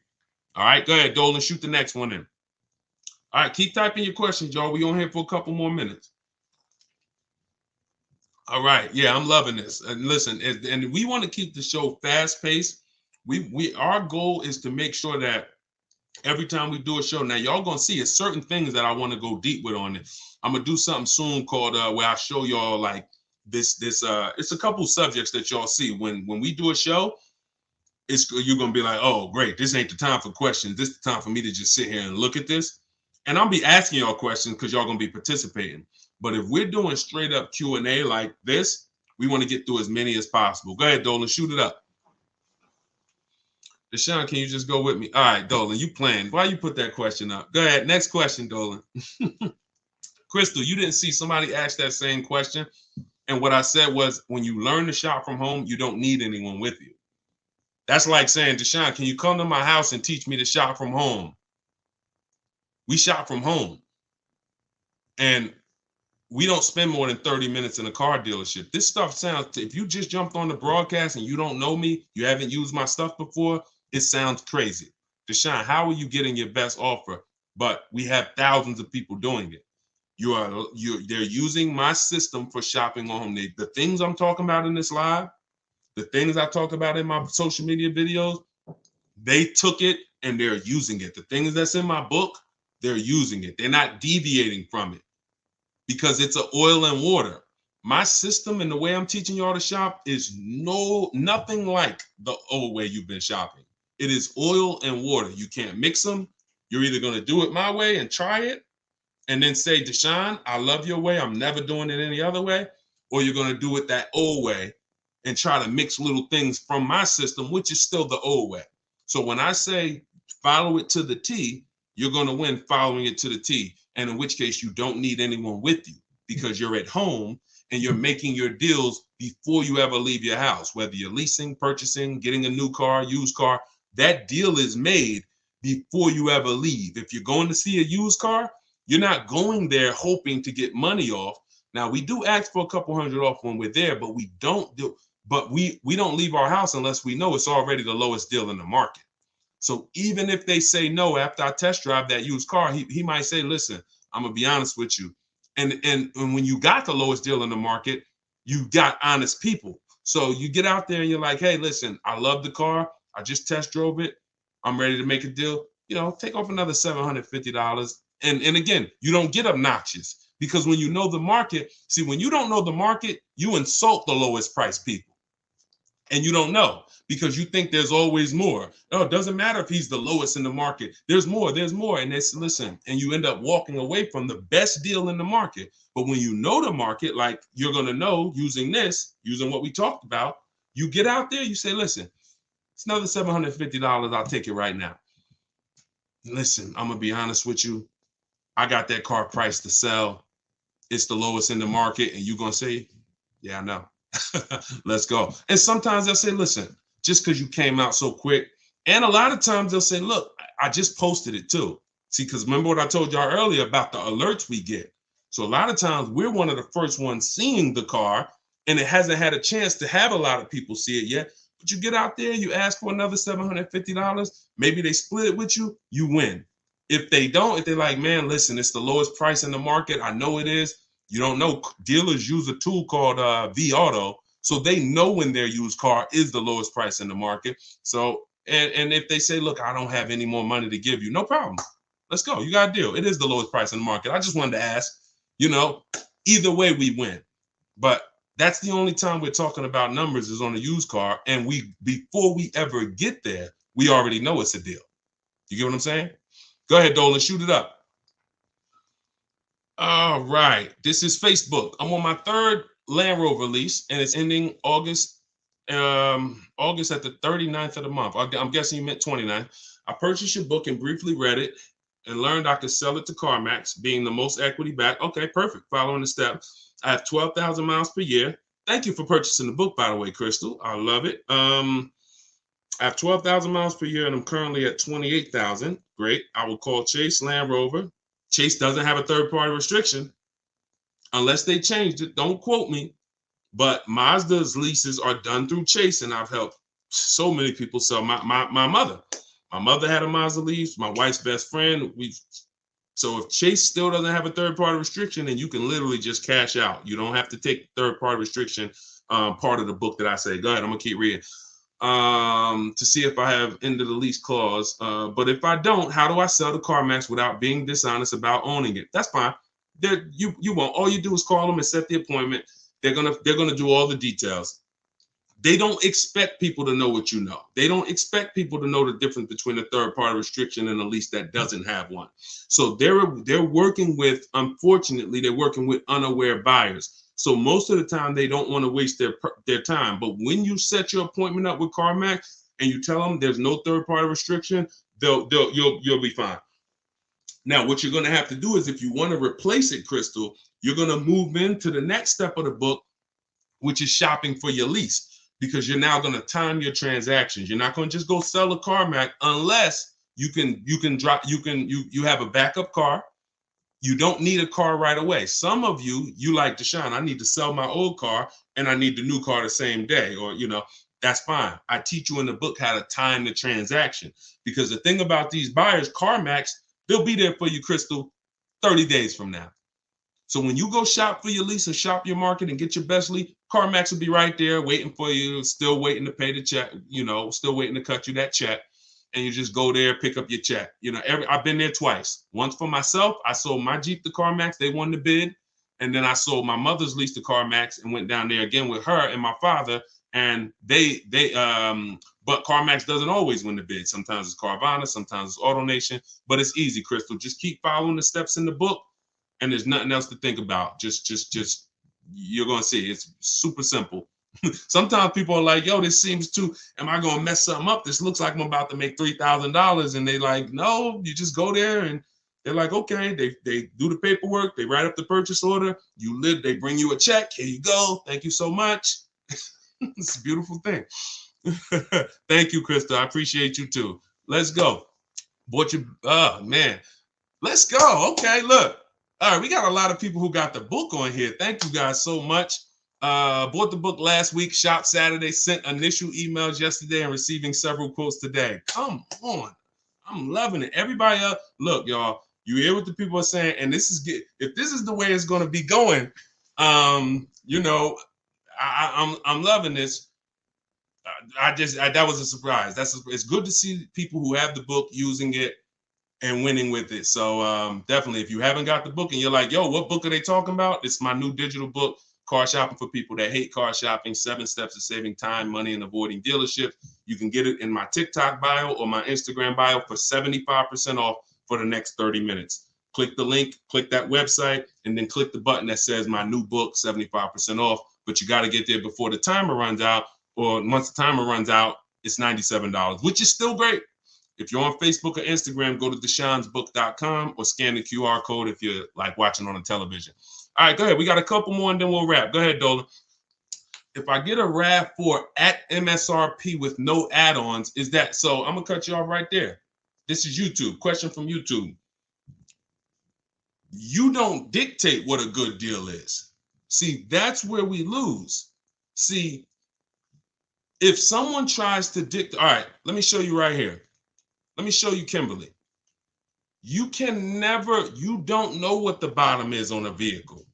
When you are shopping for a new car or a lease, if you set out to buy, you're not used. Y'all know we jumping from subject to subject depending on the question. We're talking about new cars and leases. When you go out there, you have no idea what the bottom price is. You can't say, oh, if it's MSRP, I get a good deal. If it's invoice price, I get a good deal. You don't know what rebates they have. You have no idea. I'm gonna show you Kimberly. This is why it's dangerous. Now I'm gonna use her as an extreme because on her look, this is Kimberly. She's in my private group. She saved $20,000 off of her Maserati. $20,700 to be exact. As she was getting her offers, she had a couple dealers that wanted to take off $5,000. A couple dealers wanted to take off $7,000. Now she's probably getting excited. Oh, look, $7,000 off. Oh my God, this is amazing. Sitting at home, just watching these offers come through her computer. $12,000. Oh, this is it. Now, had she decided, you know what? $12,000, that got to be the best. She didn't I say, we had a big saying in my group. It's called trust the process. Trust the process means get 5 to 7 offers. 5 to 7 offers. She ends up getting an $86,961 Maserati for $66,000. Some of you, your best deal is going to be $7,000 off. Some of you, your best deal is going to be $3,000. Some of you might be shopping for vehicles that are so rare and exclusive. People are paying $100,000 over, like you're shopping for a Ferrari. Ferrari, where, or a Lambo, they might have a car where they're charging $100,000 over asking price, and that people are paying it. Some people are paying it, and then you find a deal, and the lowest bidder is sticker price, which means no problem. How much better did you do than the people who overpaid? But until you get the offers, you don't know what the bottom of the market is. I will never assume it. I've been doing this since 2006. Deals are going to be different.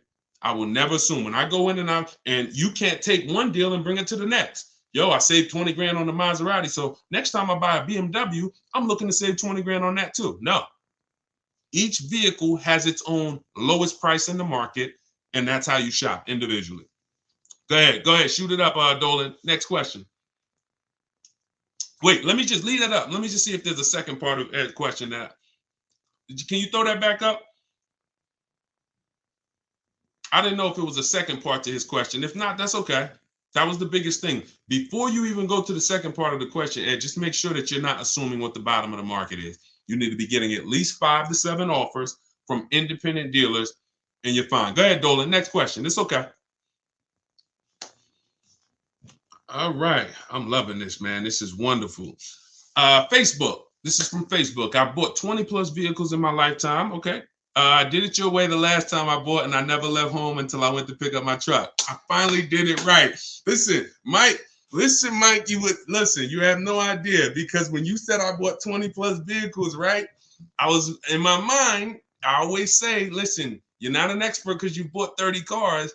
You're an expert when you have seen all these transactions, but you nailed it, man. You came in straight. Like, to say that I bought 20, listen to that, y'all.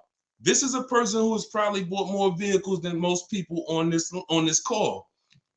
I'm sure he wasn't lazy with it. I'm sure he was going in doing his best, but he looks at the new way that we shop from home, not going to you not leaving your house until you know I'm going to pick up my car. And he's like, I finally did it right. My man, congratulations. And look, now you tell everybody, tell your family. Now you could teach your kids, you could teach everybody in your house.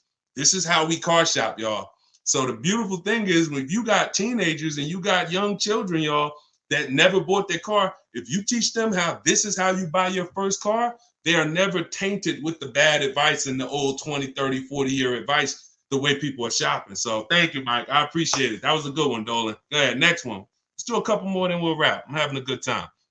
CEO, how do I purchase the book? It's in my TikTok bio. You won't leave the broadcast. It's a digital book, so it'll be in your inbox in literally seconds. Go to my TikTok bio, click the link, or go to my Instagram bio, click that website. You won't leave and just click the button that says 75% off. new book, and get your book. You'll have it immediately. If you're on Facebook or if you're on YouTube, go to deshonsbook.com and or scan the QR code. This is another question from Facebook, and then we'll go back to TikTok. What do you think about the 24-10 rule in regards to your strategy? I don't. I think that's a rule about affordability, if I'm not mistaken. But you know, I don't. It's not something that I use. When I use in my book, I have something called the perfect budget calculator. Now, there's things that I've actually invented. Excuse me, I'm drinking a lot of water. When you look at affordability is based on, in my book, knowing what you can pay comfortably and buying below your budget. There's two reasons that I've seen people lose cars. And sometimes you can combine these reasons. And if you can avoid these two things, you pretty much never have a shot at losing a car besides a hardship. I can't say a hardship is a reason people lose a car, because it's a real hardship. It can't be avoided. You lost your job, someone passes away, God forbid. That's unforeseen. We can't control that. The two things that we can control is two reasons I see people lose their cars. They go over their budget. So you went in to spend $400 a month, you leave at $500 a month. Now you're uncomfortable financially. You knew your max budget was $4. And look, if you've done this, not if you've lost a car, if you've done this, if you've gone over your budget, just type I ain't gonna ask you to type, just you know who you are. And I understand this happens. We never want it to happen again. We should not be going over our budget. Not only should we not be going over, the way I teach you to shop, we shop below our budget. Second reason is you didn't get a quality car. You got a bad car. So you could have a car below your budget, Deshone, comfortable monthly payment, everything's good. Oh, it's a bad car, it's breaking down. Oh, yo, this car is affordable, it's comfortable. Oh, shoot, it's a lemon.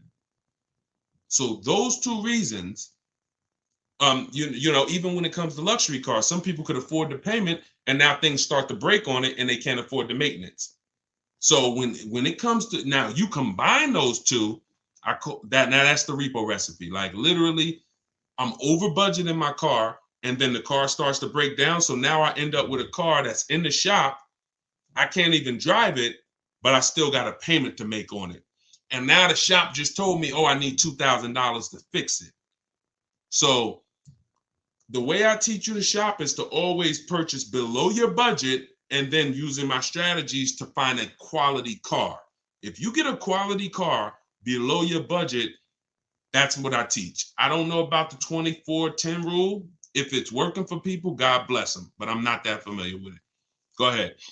This one's from Instagram.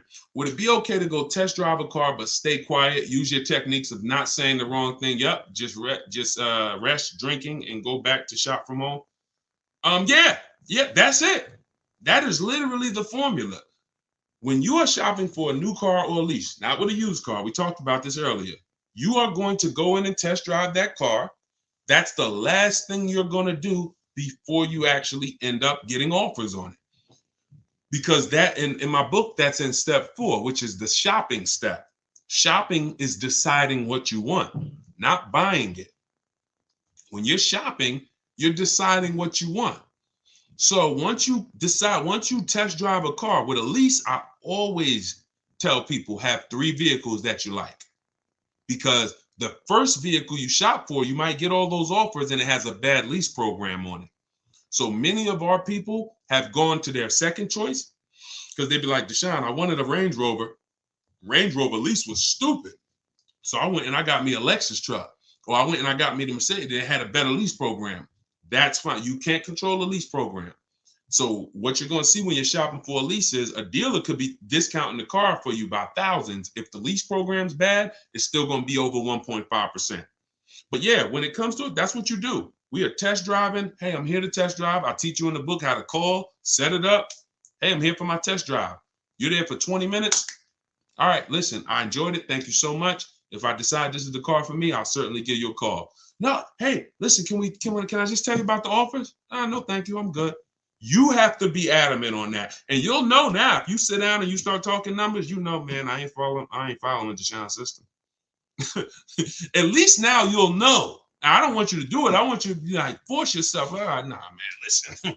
Nah, look, because what you're going to do is you're going to go home and you're going to talk to multiple people like him. He wants you to sit down there so he can get that one-on-one with you. No, we're not doing one-to-one. We're doing 1 to 25. All right, go ahead, Dolan. Test driving, not rest drinking. Oh, no problem. I figured that's what you meant. I knew you. He said, I meant test driving, not rest drinking. Listen, I know. And this is, if you ever have an issue getting your book at the end, it's only because that happens. We type fast. We switch a couple. That's why whenever you purchase the book, you'll see there's a support email. If that book is not in your inbox in literally less than 10 minutes, then it's usually an issue with the way you type the email. Just email the support and we'll make sure that you get the book direct to you. But yeah, no problem. I'm with you. All right, peace and blessings. I'm pre-approved for a vehicle. Should I tell the dealership up front or no? Yeah, Gina, you know what? I like it. I know people will say, yo, don't tell the dealership. And here's what you're going to do. You're going to let the dealership see if they can beat your rate. But you got to, whatever dealership you ended up buying from, when you find that car that has the best price, you go lock it up. And then you say, listen, I got my own financing. Here's my offer. But if you guys could beat it, then I'll give you the loan. See, that creates a much better experience, because what you're going to lose from some dealers is they won't even sell you the car for that price if you don't give them a shot to beat your rate. They won't sell you the car. So when you go in and say, yeah, I got pre-approved, but if y'all could beat it, I'll do the loan with y'all. Now you've given them, you see, you don't lose anything by doing that. In fact, what you're going to see sometimes is they'll call you and say, good news, we got you a better interest rate than what you got. See, what we are trying to avoid is that having the dealer get us our only interest rate and then overpaying.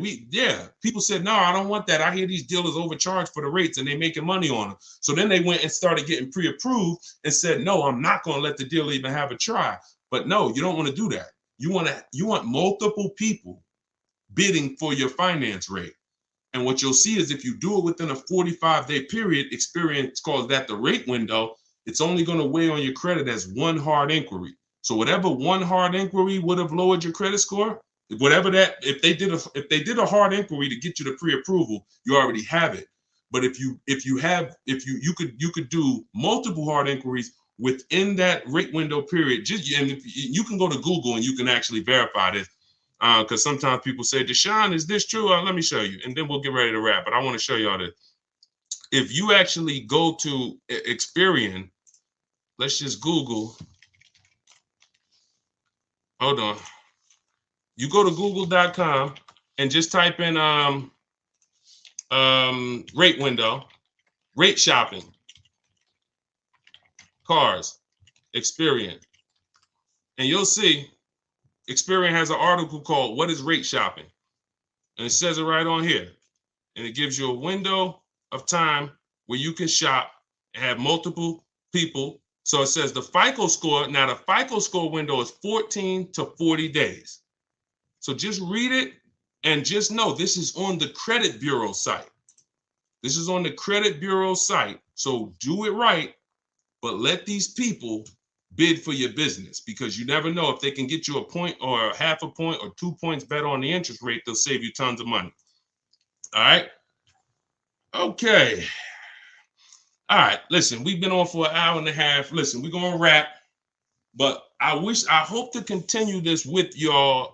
If anybody has my book, I will certainly be continuing with you, but I'll also be doing these live shows pretty regularly. I'm going to send these out.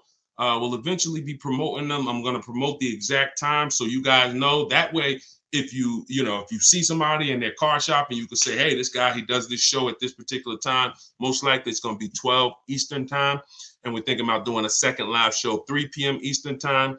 That way. But what you're going to also see is we're going to be rebroadcasting these. So because, people want to watch it later, and people get just as much value watching it later, because the same question you asked is the same question they were going to ask. So listen, if you want everything I teach in one spot, you want this arsenal of information that you can use step by step, go grab my new book, Car Shopping for People That Hate Car Shopping. And Click the link in my TikTok bio. You'll see a website there. Same thing with the Instagram bio. And it's 75% off as part of our book launch. It's normally $97. You can go to deshonsbook.com if you're on Facebook, if you're on YouTube, scan the QR code. However you get it, if you get it before that timer hits 0, you get the 75% off. After that, it goes back up to $97. So, all right, we will be back. We'll be back tomorrow. Meet me at noon. And the book, of course, the book, somebody said is the book for leasing too. The book is everything. The book is leasing, it's purchasing, it's buying new, it's buying used, it's selling leases, it's selling cars you owe money on, it's paying cash, it's extended warranty. It's a 7-step system. So it's called Car Shopping for People That Hate Car Shopping, 7 Steps to Saving Time, Money, and Avoiding Dealerships, which y'all know, everybody who learned from me, we avoid these dealerships. We're not in there for any more than 30 minutes. So it's a digital book. So every time I update it, when you open the new file, you'll see, oh, shoot, this changed. That's because it's updated. If I update a script, because you got my scripts in there, and there's some things in the book where I link you to a video, anything I update, we update it, and your file will automatically be updated. So you never have to worry about the book becoming obsolete and being like, man, it worked for me in 2024, but now I'm in 2025. No, we'll always be updating it to make sure that it stays relevant. You don't need to go buy volume 5. All right, y'all, here we are, 2027. Now I want you to get volume 5. No, one time. So go grab your copy, 75% off. Even if you missed the countdown, $97 is still incredible value. We sold a lot of copies at $97, but why not get 75% off? So here's what I know about these lives. We've been doing them for a couple days now. Somebody's going to ask you a question. So even if you're driving, if you can't type, then just feel free to just sit and listen. And I guarantee somebody's going to ask the same question that you would have had. Cheetah, this is the man to listen to. Thank you so much. I appreciate that. 100%. Wait, I don't even think we're up on.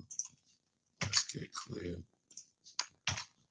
All right. Okay, is the same 1.5% used for both leases and finance? Nope. 1% rule. The 1.5% rule is based on the 1% rule. The 1% rule for great leases has been around for decades. Savvy people who got great lease deals always knew if you could get a lease deal and your payment was 1% of the MSRP, you stole the car. So if you were looking at a $40,000 MSRP and your lease payment was $400 or less, it was a steal. Don't ask any question. I still call that a steal. Now, a deal is between 1 and 1.5. I had to create the 1.5% rule because as I started making more social media videos about leasing, I saw a lot of people going out there and leasing vehicles because they were like, Deshone, I didn't know I should be leasing. They started leasing and then they started overpaying for leases and they didn't know. So we put that 1.5% rule in there for as an indicator of when you're paying too much for a lease. If you do the math and your lease payment, you got to get your quotes, your offers with only first month's payment down, 12,000 miles per year. You can adjust the mileage and add, if you do 15,000, if you do 20,000, even if you do 10,000, adjust it after you pick the best offer. If that offer is more than 1.5% of the MSRP, you're paying too much for a car you're giving back. That's the rule. Yes, 1.5. You got it. I want to put it under my business. I want a Cadillac IQ. This one's from YouTube. We're on 4 platforms, so make sure everybody's sharing, tag somebody, because you don't want your friends to get mad at you because you did not share this information with them. Will you save money on buying a car? Oh, no, let's go back to logic. I want a Cadillac IQ electric vehicle priced at $150,000. If I have an 80 payback score and 720 credit score, will I qualify for financing if I put 20% down? I'm not sure. All you could do is actually see. When you're talking about a bit, if you're trying to put the car in your business name only without signing for it as a personal guarantor, I don't teach that. So you should find out if somebody's trying to tell you, because what I've seen, I've spent many years in the business with General Motors. They had a big commercial line, lots of pickup trucks, lots of cargo vans, passenger vans. When I got to Mercedes-Benz, they have a big commercial line. I very rarely saw people putting cars in their business name with no personal guarantor. I remember one guy, he had like million, and he had a fleet, and he had to get us a lot of documentation to get it done. But anybody else just coming in. But I'm not saying it can't be done. What I am saying is, whoever told you you can put a car in your name and your business name without personally signing for it, go learn from them how to do that. But when it comes to putting in your business name, like hundreds of people I've seen regular, what you're doing is you're shopping for your car the way I teach, because nobody overpays for cars like business people. Like these people, these influencers that y'all are seeing buy these cars, the amount of money they're overpaying for these cars is actually scary. And so you need someone who's going to show you how to pay less for the car, because that's your business's money. But then what you put the car in your business name and you're the personal guarantor, because the bank needs somebody who they can go after if the business doesn't pay, especially if it's a new business. And let's add one more thing to this. Keep the questions coming, y'all. I'm gonna try to get through as many as I can in an hour. I want to add something to this. You know how many people have reached out to me saying, Deshone, I want to put a car in my business name. And I say, hey, what's the business? Oh, I work from home. I got a consulting company. So when are you doing business mileage? When are you actually going to be doing? Oh, well, I just, I'm not going to help you get audited. Not going to do it, because any tax benefits you think you're getting, I'm not giving you tax advice. You should have a great accountant if you're planning on doing this. Any tax benefits you're thinking about getting, when they come and audit you and say, okay, we need to see what you did. You wrote off, you wrote off $7,000 a year in car payments, and then, all right, what are you using that vehicle for? If you don't have proof that you're on the road and that you're going to see clients and that you're actually using that vehicle for business purposes, you're going to be in trouble. It's going to be the new PPP loans. The day of reckoning will come. That's all I'm going to say about that. All right, let's keep the questions coming. This one's TikTok. What about for real estate or hairstylists? Can I get a lease for business? That's very common. Very common. I had tons of realtors, especially with Mercedes, tons of realtors come in, you put the car in your business name, you personally sign for it. Just make sure, please make sure, everybody who plans on putting a car in your business name, here's what I need you to do. Before you even go to buy it, call the finance man. I found this out the hard way. I work from, and this just goes to show, it doesn't matter how good how much you take your business seriously. Some things we don't know. So I had a customer come into Mercedes. He real estate developer out of Brooklyn.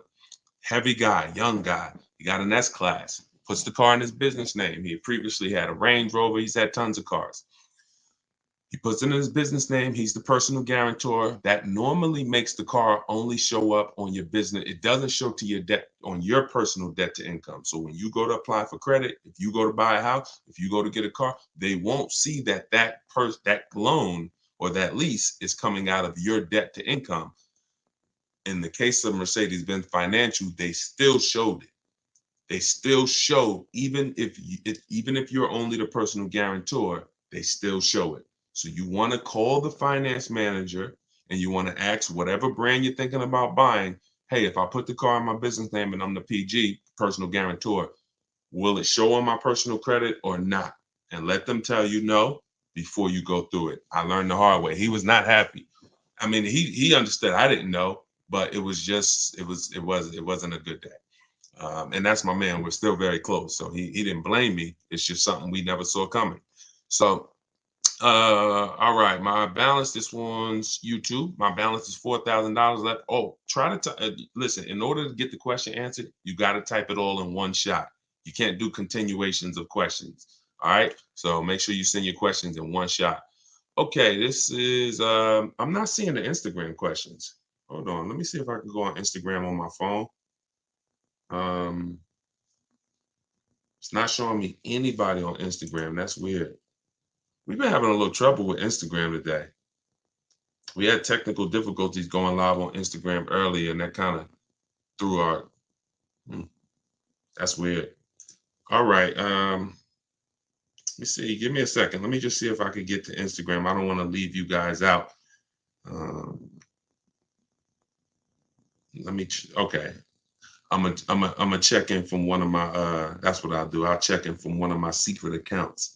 See if I can see all the questions. All right, here we go.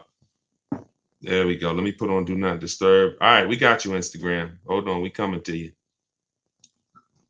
Okay, perfect. So from now on, I'll be seeing them on my phone.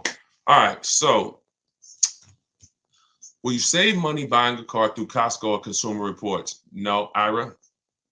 I'm gonna tell you why. Let me turn this volume down because y'all can hear that. I'm gonna tell you why. Who has a Costco program? Who has a special?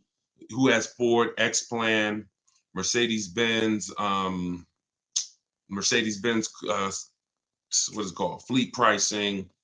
Any special GM supplier pricing, General Motors supplier price, any of these things that you think actually should make, and they should make the car buying process easy and get you your best deal. Any of those things, you can't trust them. I'm going to tell you why. You can't trust that the dealer is going to give you the right price, and you can't trust that there's no rebates and hidden incentives that you're not getting. This is all in my book. It's called, if y'all don't know, this whole live is sponsored by my new book. It's called Car Shopping for People That Hate Car Shopping. It's a digital book, so you never have to worry about it being out of date. If something changes a year from now, I update the file. You open that book a year from now, everything's relevant.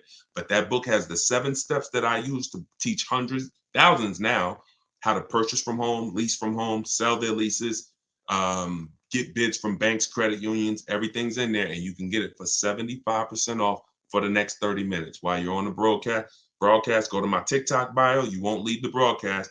Grab your 75% off. It'll be in your inbox in minutes. All of this is in there. If you're on Facebook, go to deshonsbook.com, click the link, or if you're on YouTube, scan the QR code, whatever you need to do. Instagram, it's in my bio.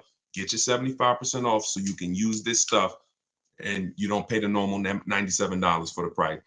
So the reason why you don't know if they're giving you the real price, quite honestly, you could walk in and you say, hey, I got the Costco pricing. And they say, well, your price is $42,000. They just make up a price. Some people will. Or if they have $2,000 in rebates you don't know about, they'll give you the price and hold the rebates back. What's the solution to this, Deshone? You stay at home and you get multiple offers. And when you tell them everything you qualify for, you are going to get multiple offers. I teach 2 ways to do this. Really, I teach 1 way. It's in my book. I do it online. But if you're not going to get the book, here's how you could do it manually. You get 1 price from 1 dealer. You test drive. Once you find a car you love, you get 1 price and you say, okay.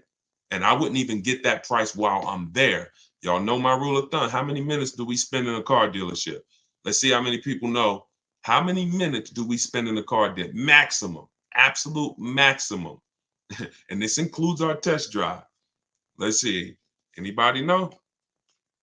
Let me see.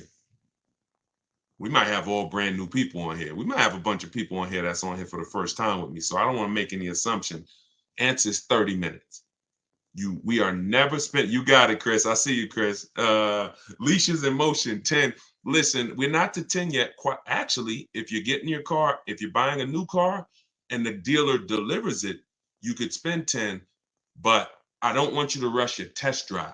So that's the only reason I don't say 10. On new cars, you must test drive the car before you get offers. On used cars, you do it after. But so back to the way you're going to get the best deal. Back to the way you're going to make sure you get the best price. You tell the deal, you test drive that car, you come on home and you call the dealer and say, hey, thanks for the test drive. Can you get me an offer on that? You give them everything they need to give you an offer, not your credit. Follow me. There is no one who needs your credit to give you an offer. If they tell you that, they're lying. And hang up and go to the next dealer. Because what you're going to do is you're going to be calling multiple dealers asking for the sales manager. Just tell them, hey, I'm looking at this car. I like it. I'm going to give you all the detail. If you could give me an offer, I'm ready to make a decision right now. You do that with 5 sales managers and you'll see how different the prices are. It's going to blow your mind. You won't believe. And it'll expose how overpriced some dealers are. Now, in the book, what I teach is a strategy called the 25-to-5 strategy, where we connect with 25 dealers online in 20 minutes. Deshone, it sounds crazy. It's not crazy when you go to their website and you copy and paste what I give you to copy and paste. It's very simple. So we're copying and pasting. And then out of that 25, what we've seen This only, listen, y'all, this is not for used cars. Different strategy for used cars. What we've seen is for new cars and leases, 25 dealers, about 10 to 12 are going to have a car you're looking for. It's good for you because when you're shopping out of that many dealers' inventory, you don't have to worry about, oh, no one has the car. I went to this one dealer, he didn't have what I want. I went to this one, he didn't have. When you're shopping out of 25, oh, probably about 10 are going to have something you want. And your goal is to get 5 offers. So we go 25 connections, 5 offers, and out of those 5, somebody's going to win the bid and blow everybody else away. And when you see it, you're going to say, dag, even with my Costco discount, that dealership was trying to rip me off. Even with my special pricing, those 2 dealers was trying to overcharge me. Those 3 dealers were trying to overcharge me. The only way you can see this is by looking at multiple offers. All right. Let's go. All right. We got a lot of questions coming in. Let's go to Instagram. Hold on. I'm thinking about trading in my BMW X2 on a lease for a Tesla Model Y. Would you recommend trading the BMW in on a lease or selling it to another party like CarMax as an example? So you can't trade a lease in. You can only sell it. You can't end the lease early. You signed a contract saying I'm going to pay 36 months of payments, or 39, never 48. That's paying. Why don't we do 48-month leases? We're paying too long on a car we're giving back. It's too many payments for a car you're giving back. You eliminate. The goal for a lease is to pay pennies on the dollar for the car you're driving, drive a phenomenal car for a very low monthly payment. Once we give them the 4-year leases, we can't do that anymore. It's too long. So the only way to get out of a lease early is to sell it, which means you're going to do what I call the equity assessment. This is step 2 in our process. It's a 7-step process. Step 7 is delivery.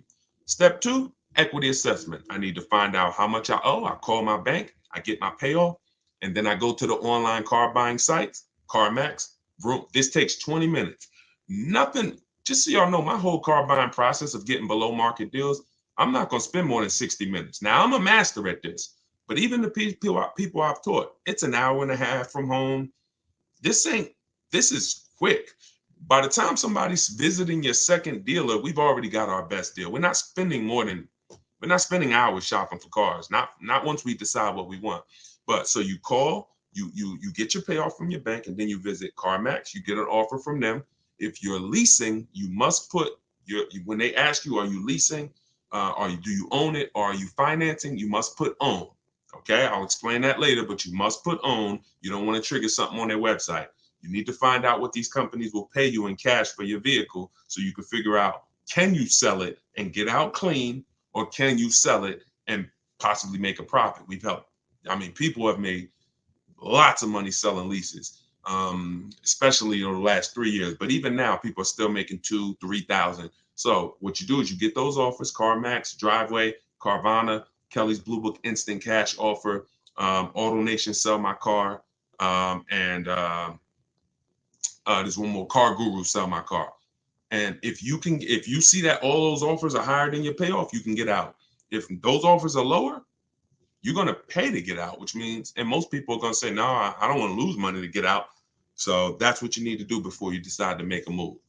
Where do we get a copy and paste link from? Terry, that's all in my book. All my scripts are in there, all my templates, everything is in my book. You're not talking when you use my stuff.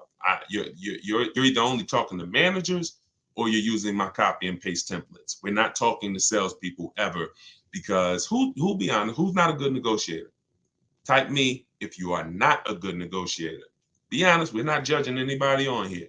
We are actually getting to we're going to make sure you win. But all right, so Dominic, not a good negotiator. Look, Bawala, okay. Rachel, not a good negotiator. Look, Danielle, not a good negotiator.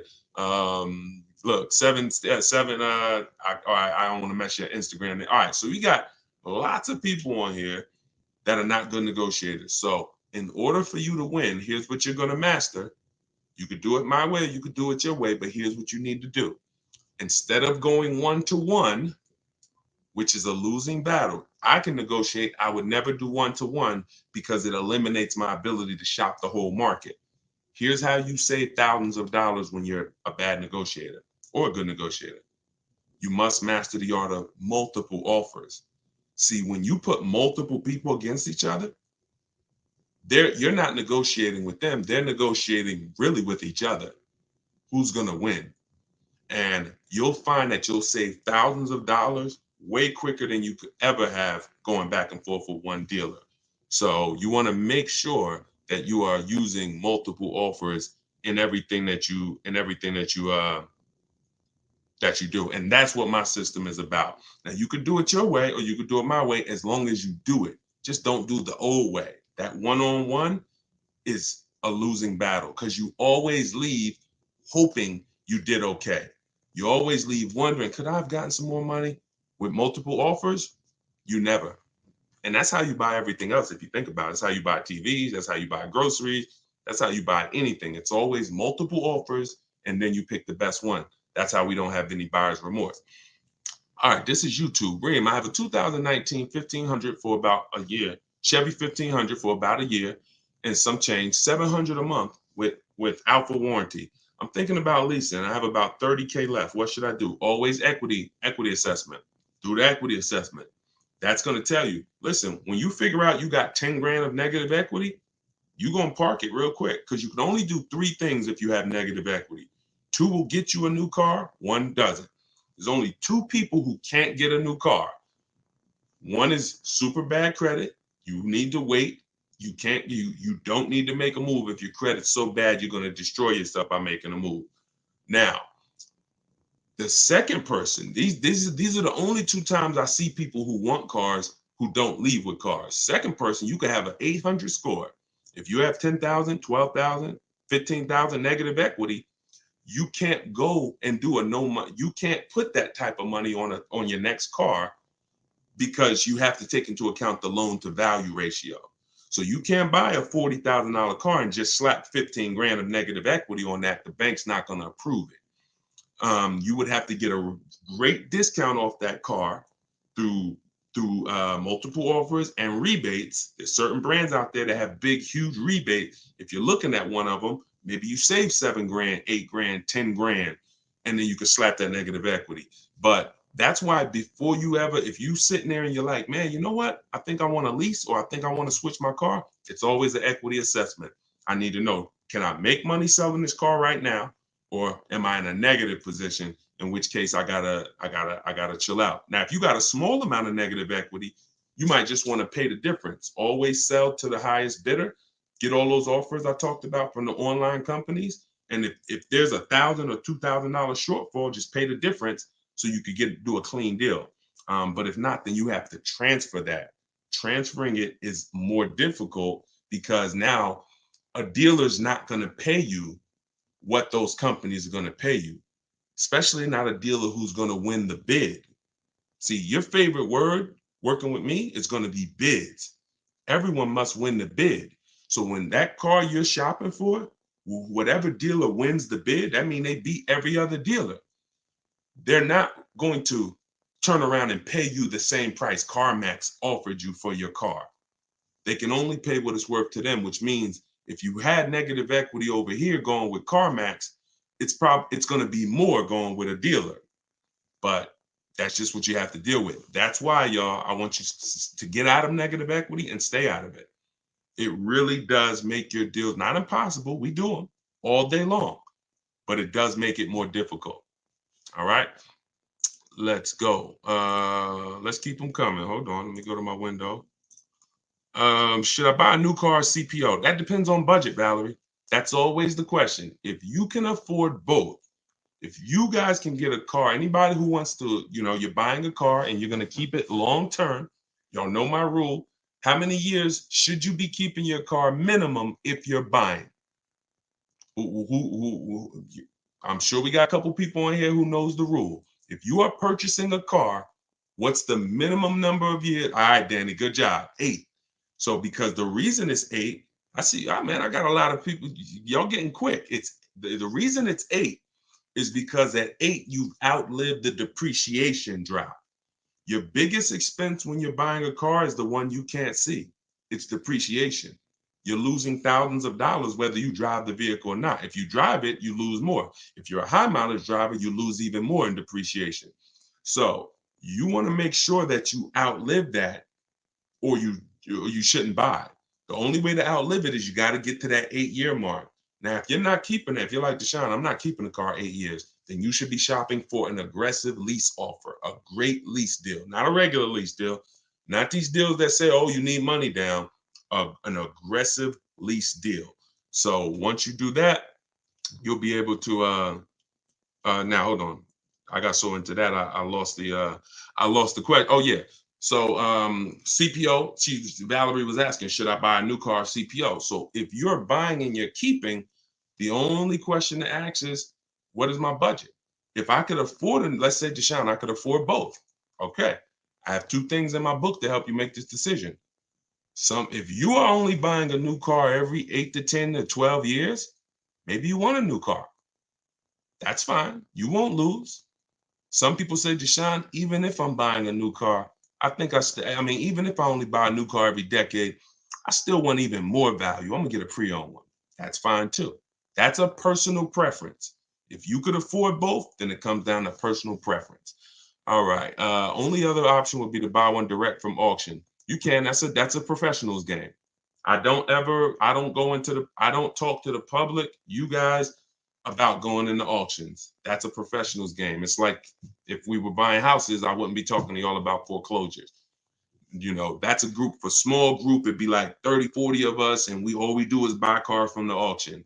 Now that's a professional's game. You could lose your shirt, but you could also, when you learn that game, you could also get some deals, but it's a risky business. All right. To everybody who just jumped on, welcome. If you don't know, my brand new book, my digital book is called Car Shopping for People That Hate Car Shopping, 7 Steps to Saving Time, Money, and Avoiding Dealerships. It's everything I teach in one place. It's what I've used to help thousands of people around the country now. I've been blessed to help thousands of people around the country like you get ridiculous deals. Like, take a look at this one here. Give you an example, and then we'll get to some more questions. So this is a deal most people are not going to. Now, let's see. What I like about Bonita here, look at the year, y'all. That was 2022. Now, she got her Kia Telluride, 2022. You know what people were paying for Kia Telluride in 2022? Dangerous. She leased that vehicle. She got it for $600 a month, and look at her. She said, I put $600 down. That's it. Gave them $600, drove off. People were leasing that same vehicle for $900 a month. People were paying $1,100 a month to own these vehicles, putting ridiculous money down. She came in, got a dealer, won the bid, drove off in 600. So, and I show you that because while people were out here and there was blood in the streets, some of you may have made some bad deals during the pandemic. We were winning. We've been making deals since 2021. So just know, if we were getting killer deals back then, what do you think we're getting now? Now we got people like Greg. He got $527 a month on a $56,000 Kia EV6 Win. Tope got $690 a month on a $54,000 BMW i4 eDrive. So this is what we do, y'all. Like, I am the deal maker, but bigger than me, I love the fact I can teach it. See, y'all know, Deshone, obviously you can make deals, but can the people who learn from you get that's the same. These are the same deals I would be making, because my system is like McDonald's. As long as you don't deviate from it, you just listen to what I'm telling you and move like I'm telling you, it's guaranteed. It's guaranteed. All right. And I've been able to work with enough people around the country to know that. All right, let's keep it going. Let's get back to the questions. Of course, we teach about negative equity, Dominic. That's a big part of a lot of people who are coming to me and saying, yo, Deshone, I've been buying for years. I got told I should never lease. Always got negative equity. I see what the problem is, man. I believe some bad information. Now I want to get into leasing. So some people are going to have negative equity and they're going to need to switch that over to a lease. Absolutely. All the time.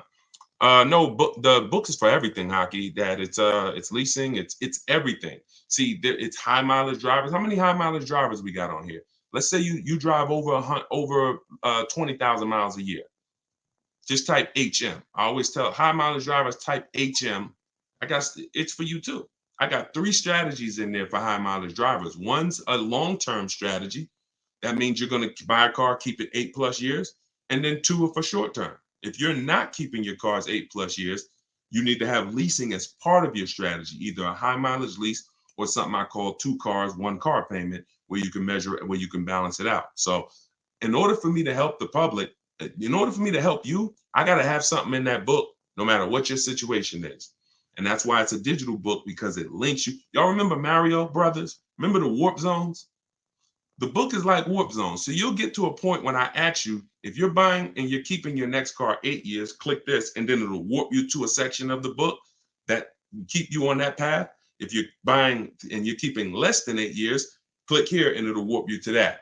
And that's all throughout the book. That way you're never reading something that's not applicable to you. You're not sitting there reading like, oh, this section isn't for me.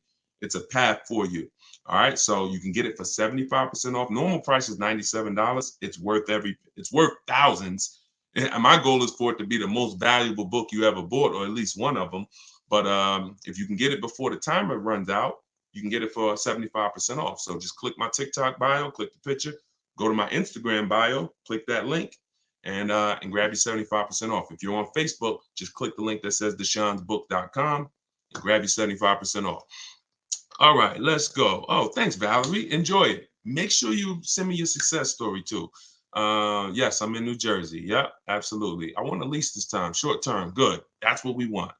That's what we want. Just know who you are and put your deal on the right foundation. All right, let's go to Instagram. Let's see. All right. Deshone, I got a 24 Explorer online price. Oh no, looking at a 24 Explorer, online price is 38 grand, but 23 is 37 grand. How much lower can I go on the 23s? They're trying to get rid of. Thanks in advance. So if the car is the same and you are buying it, I'd get multiple bids and I'd just go to 25. I'd get 5 offers, because that dealer that's holding on to the 23 that you see, when you connect with 25 dealers, you're going to see that maybe out of that 25, maybe 7 of them have a 23 they want to move. And one of them is willing to blow it out like crazy. That's how Kimberly, some of you saw Kimberly's post. She saved 20 grand on her Maserati. She just got this. Look at the date. This was February 21st of 2024. She saved 20 grand. Why?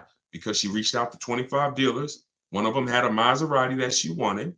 It was a 23, and they took off 20 grand for it because they wanted to move the car.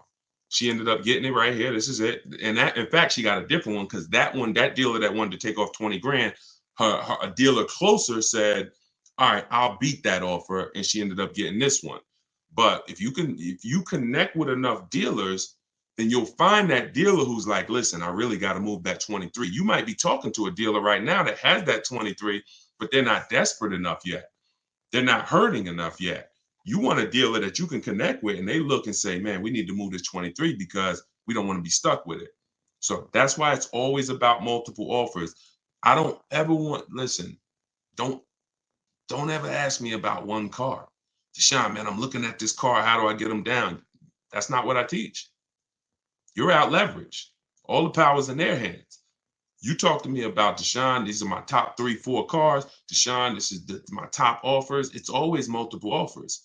And that's the only way I could talk to you. I can't mix my system, which is water, clean, smooth, crystal, refreshing, beautiful, uplifting. Like, that's my system.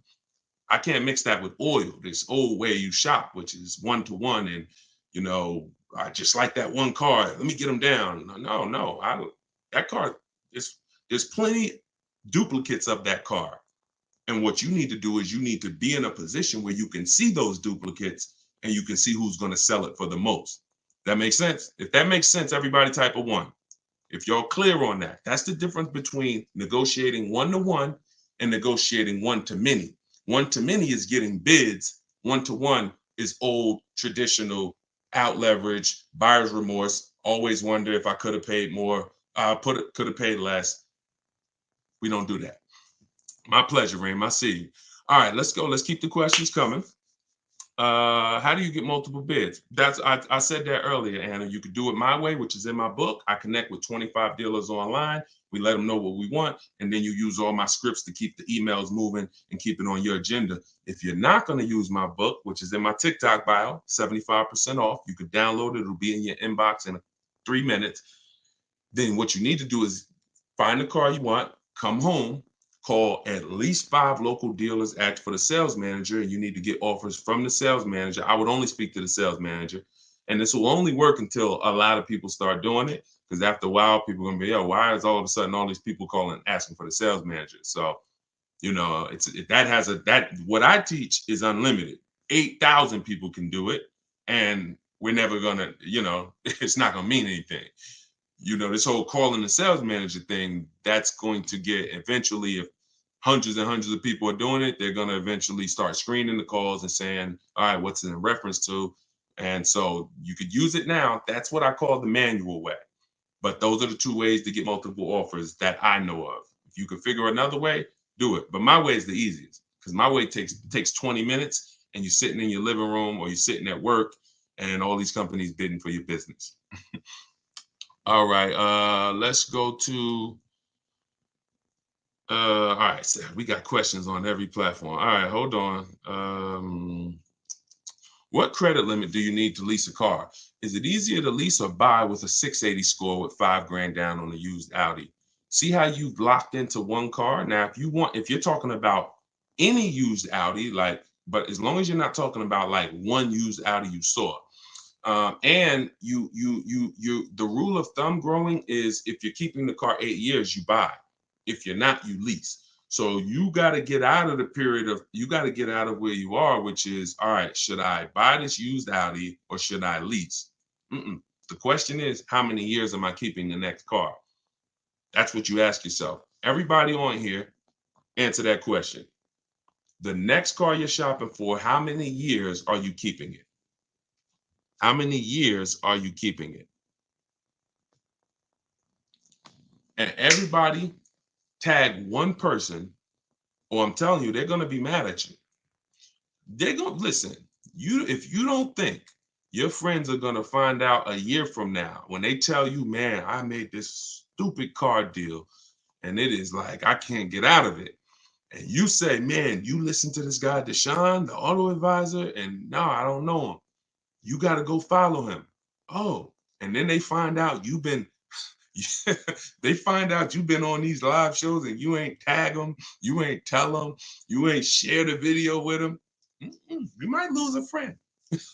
So tag one person that you care about.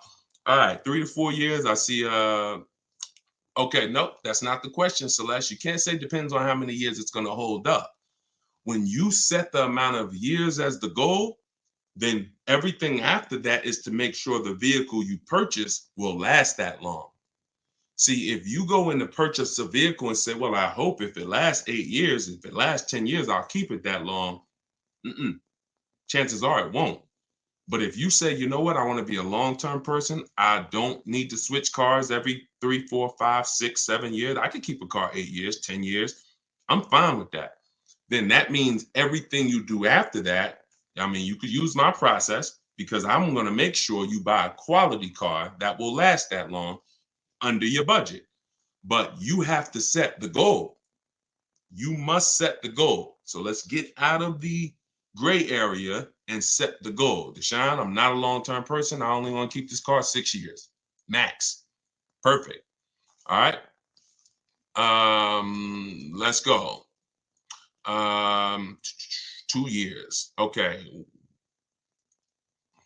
2 years. That's going to be, it's not really any car that you can get that you can keep for 2 years and not lose money. You're losing too much value. You lose 20% the first year. The moment you buy it, you lose 20%. And then the next year, you're going to probably lose 15%. It's not many things in this world you can buy, lose 35% of what you paid for it, and then go and sell it. And that's the same way when you go out to year 3, year 4. That's why we say you don't sell a car or replace a car you bought until 8 years. Because anywhere before that, you're losing too much value compared to someone who's leasing. But 2 years, you got to find something that you can keep for at least 3, and then you lease. And here's what I'm going to tell you. When you shop, see, when y'all learn to shop without, you use what I'm telling you, you should be test driving new cars and leases, and no one's rushing you. You're in here, and look, we need to bring the people who are listening to me, you're going to have fun shopping for your new cars and your leases.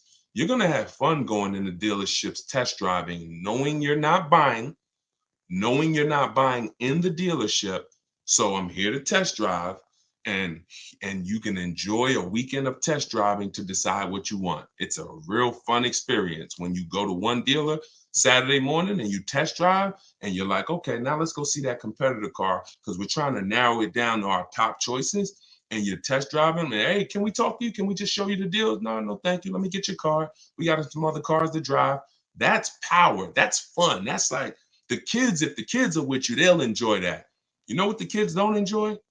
Daddy, you told us we were going to drive 3 cars today. Why are you spending all this time? You're sitting at the desk with the salesman. You don't know. My son, no, I'm making a deal. Daddy's trying to make a good deal. You ruined it. Even your kids could tell you that was wrong. This is wrong. Dad, we're supposed to be seeing what the family wants. That's shopping. So I want y'all to get in. When you get into that, you'll find something. All these cars out here, there's 40 some odd companies making cars. There's probably 500, 600 different choices. Every category, you got probably 10, 15 cars that would suit your needs. You get out and you drive some of them. You will find something that you actually love enough to lease it and keep it 3 years. The reason why people want to get rid of cars in a year because they rush their shopping process. They rush the shopping process, got the vehicle, find out, 3 months in, you know what, I don't really like this. You rush the shopping process. That's why step 4 of my book, I got a whole step. It's called shopping, not buying. Shopping, not buying. and we're not going to mix those two terms. Shopping is deciding what we want. Once we decide what we want, we come home and we buy it. Papa Bear, you with me? Okay.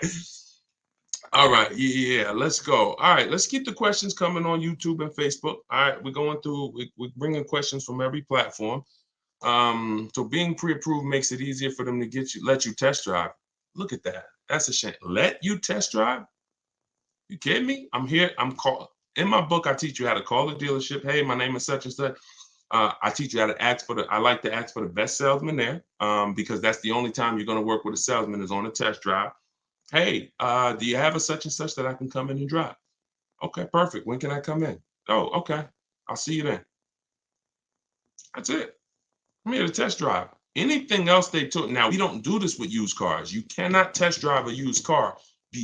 This is for new cars and leases. Used cars, you're not going to test drive that car until you found your deal online. And that's the last step before you shake the person's hand and say, I'll take it. Because if other than that, you're going to waste a ton of time test driving cars that you end up not buying. But when it comes to new cars and leases, let us test drive. Please, we're about to make a $50,000 transaction. You owe me a test drive. So no, listen, you're dealing with the wrong people. And you could have called the wrong salesman. When I say you're dealing with the wrong people, you literally, it's the small things that matter.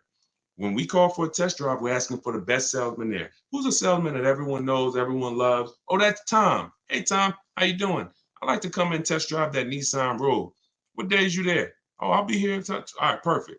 If you get the new dude on the block, little Nelson, who over there, and he don't care about lying or nothing, and yeah, he gonna make your life. Oh, we need bring your license, and we need to run your credit before test drive.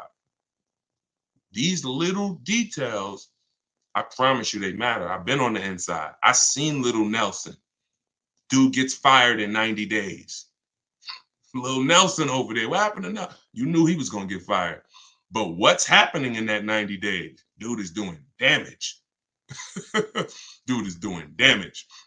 All right. Bruno, YouTube said, I bought an Acura MDX 2020. I owe $27,000 in a loan. I got offers around 17, 18. What should I do with this negative equity? We talked about that earlier. Only thing you can do is you want a new car. Is you could, if those are your highest offers from CarMax, Driveway, Carvana, KBB Instant Cash Offer, those are the highest offers we're gonna get in most cases. So if you might say, okay, if you could pay the difference, that's the best way to go. So if there's like a $1,500 shortfall, you are much better off paying that $1,500 and getting out of that and doing a clean deal. Because if you can't do that, now that car has to be traded in with the dealer that you end up buying the car from. That's what has to happen. So That's the first route. If you can cover the difference, that's what you want to do. Shop for your car, get your best offer, and then just sell it to whoever made you the highest offer and pay the difference. And then you could do your other deal with no money down. So if it's a matter of, oh, I only got 1,500 and it's a $1,500 gap, I would pay off the negative equity and sell to a CarMax or sell to an auto all day long. It's going to make your life a million times easier and your transaction a million times easier. All right. My husband ran into something when we got our car service. Wait, you gotta do one full question. Unless y'all are talking amongst each other. I love that. Talk amongst each other. Y'all be in here having conversation. But if you're asking me a question, it has to be in one question. Look at Vicky. Vicky came on here and said never lease. Look, we got old Vicky on the line here. See, people come in and they're confidently incorrect. You got to be very, very careful, y'all. These people have cost you money for years. Vicky on Instagram, listen, you don't know enough. You don't realize how much you've cost your friend. Now, you might say, Deshone, Vicky might be saying, Deshone, I hear what you're saying about buying cars and keeping them 8 years. I'm not going to lease. I buy my cars and I drive them till the wheels fall off. And so, I'm never going to lease. Yep, you're good, Vicky. But what about your family? Yeah, what about your daughters? What about your sons? What about your husband? What about all these people who you're talking to and you just brought, oh, never lease. And they tell you, but Ma, I only want to keep my car like 3 years anyway. Don't lease it. You have no idea how many thousands you are costing them. And the sad part is you're not willing to learn. You learn from people who teach you to talk big, but you are what I call confidently incorrect. And that's a dangerous combination. All right, Corey, I want to lease a car. What are the most important things to consider? Multiple offers. Multiple offers. Listen, multiple offers are going to shock y'all. When y'all see how different these offers are. See, we don't have relationships. There's no relationships in what we do. I know if you used to go to the barbecue with your car salesman and he sold you 5 cars and he's been selling your family car for 30 years, he sold your father cars and your grandfather cars, and you just but that's going to change when you start making him bid for your business. I don't have a problem giving you the business, Charlie, but you need to bid. And if you win the bid, great. You need to earn the business. I'm not just giving you the business where you could just charge me whatever you think is fair. I'm going to shop the open market. And if you win, Charlie, you got our business. In fact, if your dealership really likes us, they can beat pretty much any offer if they want to. But what you're going to see sometimes is Charlie ain't going to beat the bid. Charlie might not even want to play your game. And you know what? If that's the way you want to be, then, our relationship is over. Well, Charlie, sorry to hear that. But I got to do what's best for my bank account. All right. Let's see. Confidently wrong. That's right. I'm from Harlem, right across the bridge. Do you have one-on-one consultation? I don't. No. I have a book. Anybody who wants the book, it's 75% off. It's a digital book, so it'll be in your inbox. You could use everything I teach from leasing, buying. Every strategy is in there. High mileage drivers, selling leases, the getting banks to bid for your business and credit unions. Everything's in there. Buying from home, my scripts, my template. I even link you to some of the videos in what I call the Cars from Home library, because I have a video version of my book. It's called the Cars from Home University Library. I link you to some of those videos for some subjects that might be a little more complex. I just say, hey, if you prefer to watch this 7-minute video, click here. So you'll be able to see that. And then I have, and I have some people that I coach, but I don't do one-on-ones because we can get results for groups. I don't have to do one-on-ones. Like, I help hundreds and hundreds of people buy cars at the same time. If I couldn't do that, then I wouldn't be doing it. Okay. Any suggestions on buying if paying cash? I just got the book. I was thinking I need to take a man to look at. Okay, no, you don't need to take a man. You will never need to take. Oh, listen, shout out to her for being honest. She was like, I was thinking I need to take a man to help me. Listen, when you use what's in that book, men will be calling you to do it for them. All right. Hold on. Coach Mikey, the name of the book is Car Shopping for People That Hate Car Shopping. 7 Steps to Saving Time, money and avoiding dealerships. Any suggestions if buying a new car for cash? Just get multiple offers. If you're buying a new car for cash, just get multiple offers. And also, don't think. Here's what I want you to understand. So, if you were taught always pay cash for cars, just type $signs. If some of you may have heard this, some of you may have not, but if you have heard you should always pay cash for cars, just type $signs into the comments. Okay? And I'm not telling you paying cash for cars is wrong. Paying cash for cars is right for some people. Okay, let me tell you who paying cash is right for based on who I've encountered. Very wealthy people, very well-off to do people. I've talked to several people when I worked for General Motors and I worked for Mercedes. Y'all know I say it in all my videos: 5 years General Motors, 5 years in 5 years Mercedes Benz. And I would get these very wealthy people, or very financially, they didn't even have to be wealthy. Some of them weren't wealthy, but they had paid off houses, and maybe they were, maybe they were in their 50s, paid off house, blue collar, but you could just tell that they were smart, they were investing, and they could pay cash for the car. They'd be looking at like a Denali, $50,000 back then. Now they're 80.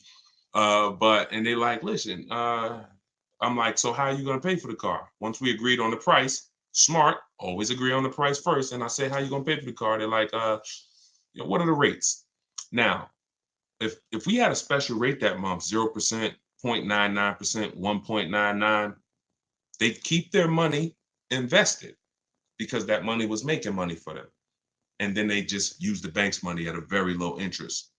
So if you're in that position, if that sounds like, oh, Deshone, that sounds like what I do, then that's what you want to do. Now, if your money's not invested and you're not making it, then you just want to keep things low, keep debt out of the way. I like to keep then pay cash. Another thing people do is but that's for short-term buyers. So I'm assuming if you're purchasing a car, y'all already know you're a long-term person, 8+ years. But you shouldn't be buying a car paying cash and you're only keeping it 3 to 5 years. Because there was another group of people who would always get very aggressive leases, drive these cars for pennies compared to other people, and then they would just keep investing the difference. So while other people were putting thousands of dollars in cars, their lease payments were so low, they would just be investing their surplus money. So it's about knowing this. All right, Deshone, you just laid out 3 different types of people for me. Which one sounds like me? But when you hear people that say, always do this, red flag. And it's just they don't know enough. They're only operating from what they know, and what they know is not enough. And they want to project that onto you and hope. Think like I think. All right, let's go. Do I lease? It depends on if I'm going to keep my next car 8 years or not. I've leased probably 7 cars. Yeah, 6. And we just had an Infinity truck that we bought a year ago because we're going to keep it. So you always ask yourself the question. First question, when you open my book and you get to step 1, or if you ever see any of my videos and I tell you the first thing you do when I want to get a new car, first question is, how many years are you going to keep the next car? I call that the most important question. It's also the first question, because if you choose the wrong strategy, if you purchase, but you should have leased, there's no way for you to get your best deal. You are going to overpay by thousands of dollars because the person who leased is just way ahead of you. You're out here spending all this money, and the person who leased is just paying the little car payment, driving a ridiculously nice car for a very small amount. And it's just so you must put your deal on the right foundation. That's always step 1. Okay, can you drop a link in this video for your book, or do I need to go to Instagram? See if this one works. I don't know if I can pin the comment, but see if that one works. You should be able to click it. See if you can click on where it says deshonsbook.com. All right. Thanks, Growing. Enjoy it. Should I lease? And look, everybody who just jumped on, my new book is called Car Shopping for People That Hate Car Shopping. While we're on this broadcast for 30 minutes, it's 75% off. It's normally $97. It's a digital book. It'll be in your inbox in 2-3 minutes. You could use everything I teach on literally mastering the science of purchasing or leasing from home. And it's 75% off. You can get one in my TikTok bio, in my Instagram bio, or you can go to deshonesbook.com. All right. When you lease, how many years and by miles is that good? Okay. I think you're asking how many miles is it good to do. It's good. Oh, listen, look, y'all, we can never assume anything. She's asking how many miles is it good to do? The miles you need. In the book, I teach you, and look, you'll notice I'll tell you in the book is this, and then I'll tell you. So it's not like, oh, get the book and you'll find out. I'm about to tell you. So what you do is you need to, I call it choosing your mileage wisely. If you don't choose your mileage wisely, you're going to get penalized. And what most people do when they get penalized is they blame the lease because they took a 10,000 mile a year lease knowing they needed 15. I had somebody come on my YouTube page, y'all. It was one of the most ignorant comments I've ever saw. He said, never take more than 12,000 miles on a lease. Okay. So you're telling me you would tell somebody who drives 18,000 miles a year to take 12,000 miles per year? You're probably the same person that when they go over by 6,000 miles every year, you would tell them to buy the lease, right? Yeah, just bury them. Why don't you just dig a hole, throw them in it, and just throw the dirt on top of them? Be a little better than what you're telling them to do now. You get the mileage you need. If you drive 12,000 miles per year, you do 12. Now, what you do is I have a little exercise. First thing you do is ask yourself, what's my mileage to and from work? Most of your mileage is going to be work. That's why when people were working from home, they literally looked up in 3 years, they had, they put 7,000 miles on their car because they were working from home. You want to ask yourself, how much do I drive to work round trip? If that's, let's say 10 miles a day, round trip is 20. Okay. How many miles, how many days a week? This is how you choose your mileage wisely. Very, very simple to do. Well, the easiest way is to look at your old car. Easiest way, look at what you draw, look at your old car, and then just say, all right, how many miles did I have when I first got it? How many miles am I putting on it a year? If nothing changed, that's the easiest way. Now, let's just say, Deshone, I don't have a car or I can't do that. Okay. Assess your lifestyle. What's my mileage to work? Now, let's get back to that scenario. Let's say you're like, okay, I do 20 miles a day, 10 miles to work, 10 miles back home. I do that 5 days a week. All right. That is 100 miles a week for work.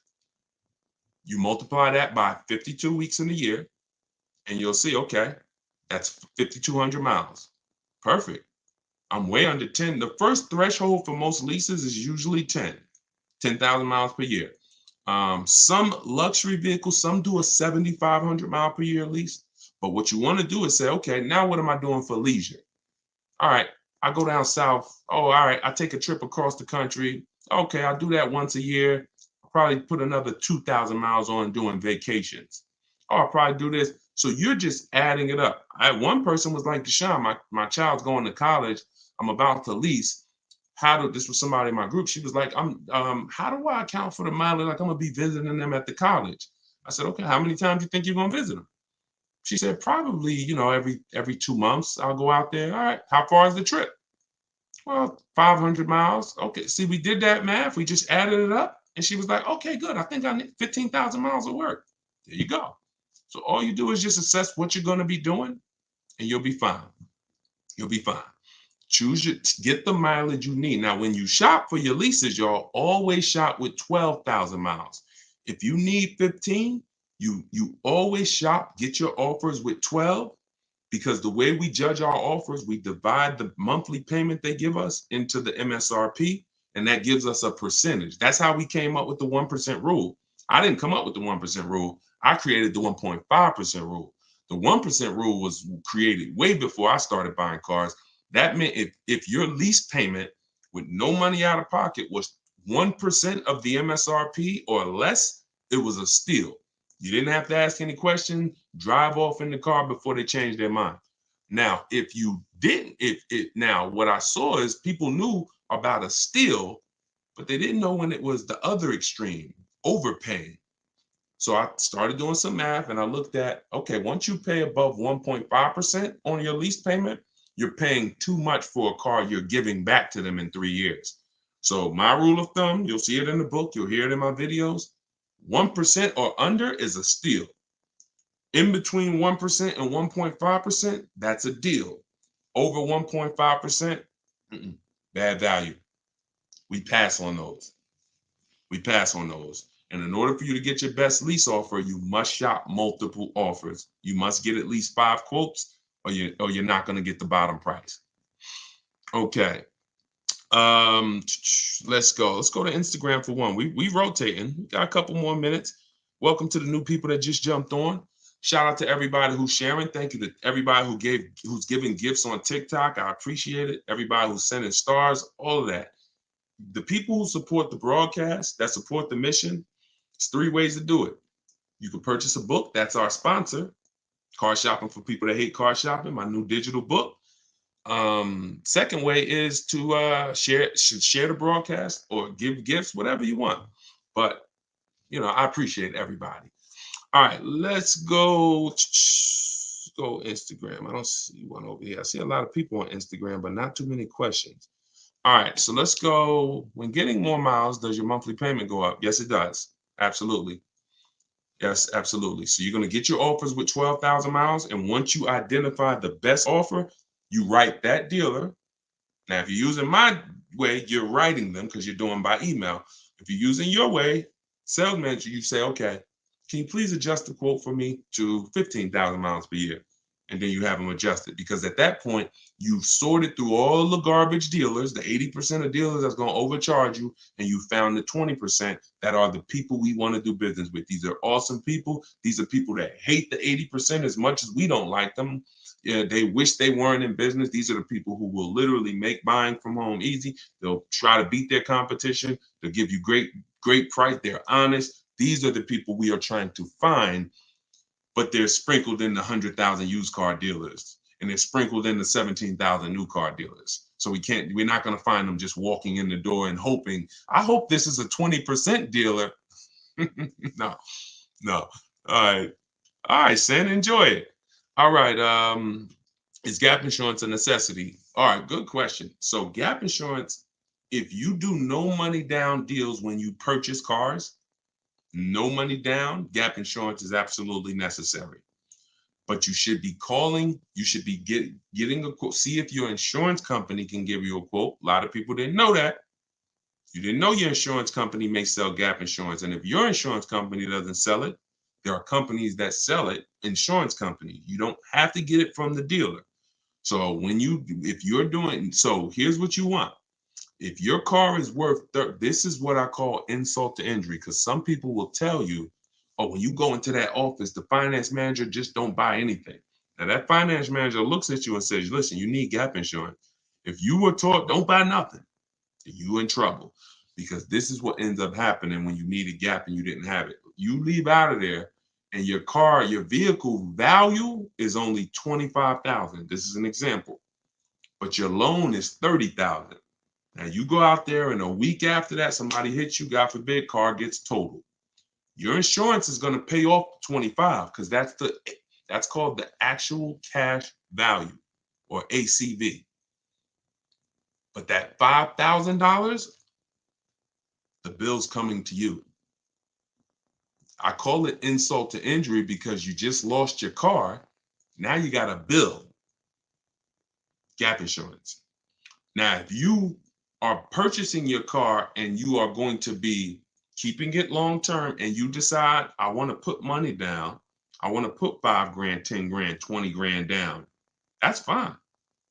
You don't need gap insurance. You only need gap insurance when the value of your car is worth less than your loan, because that you're exposed. If God forbid the vehicle gets totaled, or if the vehicle gets stolen and they don't find it, that bill's coming to you for the gap. All right. And Nav said you need gap insurance for a lease too. Yes. So most leases include gap insurance. One of the things when you use my script in my book, some of y'all are gonna see it. We automatically, when we send them our request for a quote, it automatically says please include gap insurance. Now, most times the person working the lease is gonna say, well, gap insurance is included in every lease. But the reason why you must specify is because it's not included in every lease. And some companies will not tell you until the end. You don't want that. Mazda, every Mazda lease used to include gap insurance. 2021, I think, 2020, they just changed. They took out gap insurance. I think they changed leasing companies. So you need to make sure when you're getting your offers, we are always telling them include gap. Now, if you don't want to remember any of this, you can get the book and it'll be right there for you. But yes, remember that. All right. Or they're going to try to sell it to you later and you don't want any surprises. Yo, I thought I was paying 400. Yeah, but do you want gap? Your payment's going to go up to 419. You need it. So, you know. All right. Let's see. I'm looking to lease a vehicle for my business. Okay, simple. Just follow the same process, get your best offer, and then when they ask you, all right, whose name is the vehicle going in? I'm going to put in my business name, and then I'm going to sign for as the personal guarantor. The shopping process is exactly the same. And in fact, if you don't have a shopping process, you will put an overpriced vehicle or a vehicle you overpaid for in your business name. That's not a good thing for the business. How do I talk down out the door price? Multiple offers. You missed what we were talking about. We've been talking about multiple offers, multiple offers, multiple offers. When you get multiple offers, you're going to see you save thousands of dollars without even trying. When you get one offer or when you look at one car that you like and try to talk them down, not realizing this same car I'm looking at, there's 50 of them within a 200 miles of me. See, you got to think like that. And I think a lot of you are. You've been seeing the broadcast. You've seen a lot of you now are really seeing there's 65 million cars a year. So there's millions of cars around. Every car you see that blue Honda. Oh, I like that. There's 100 of them in the state. So when you look at it like that, you're less emotionally involved in one vehicle. When you get emotionally involved in one vehicle, just picture like money just leaving your household. Just picture like just somebody coming into your bank account and just snatching money. You're emotionally involved in one vehicle. When you step back, you're keeping all the money in your household and you're going to have all of these people who have a car you like. Well, I'm going to look at all the options and I'm going to see which one saves me the most money. It's very empowering. Very empowering. A lot of you going to realize this is going to be your most empowered car deal. You've hated it. You're like, man, that's why the name of the book, my digital book, is Car Shopping for People That Hate Car Shopping. When you use these strategies, everything we're talking about, you are going to see this is empowered car buying. Like, I never thought I'd enjoy car shopping. I never thought I'd be like empowered, but you're learning from somebody who was on the inside. So I know all the tricks. These dudes look at me and say, man, you couldn't make it in the car business, huh? You really think the car business is hard to make it in? Come on, stop it. Johnny, he was 18 years old. He just walked in off the street with a nice smile. He's sitting next to you at the desk. Come on, it's not hard to get into this business. So, but I got tired of seeing people like you get overcharged. And I said, okay, we got to do something about this. Like, somebody has to teach, and you can't teach being a car salesman. No car salesman who works for a car company can teach you how to do this. Why? Because you can't, if they're teaching you how to get your best offer, they're always going to tell you shop multiple dealers. So it's counterintuitive to them. I'm not going to tell you shop multiple dealers if I'm trying to sell you something. But what's weird is I used to do that. People will tell you, my friends who know me, they call me D. Yo, you looking for, I see you got this used Mercedes, man. No, matter of fact, I'll give you a good example. My man called me, he was like, D, man, and this dude's a firefighter, got tons of money. He was like, man, I want to buy a GL. And man, I'm only gonna buy it from you. But I don't want to get a new one because I'm gonna keep it and I want to get it. I said, all right, listen, I'm gonna tell you something. I'm gonna be honest with you. It's gonna sound crazy. If I don't have the best price used car, I'm gonna tell you to go buy it from somebody else who does. Because I'm not gonna put you in a used GL, and I know it's a GL out there that is 4,000, 5,000 less than mine. So at the time I didn't have one. He called me. He called me like a couple weeks later. He said, Deshone, he said, D, I'm looking at this GL in Pennsylvania, man. It's the last one they got. It's a leftover.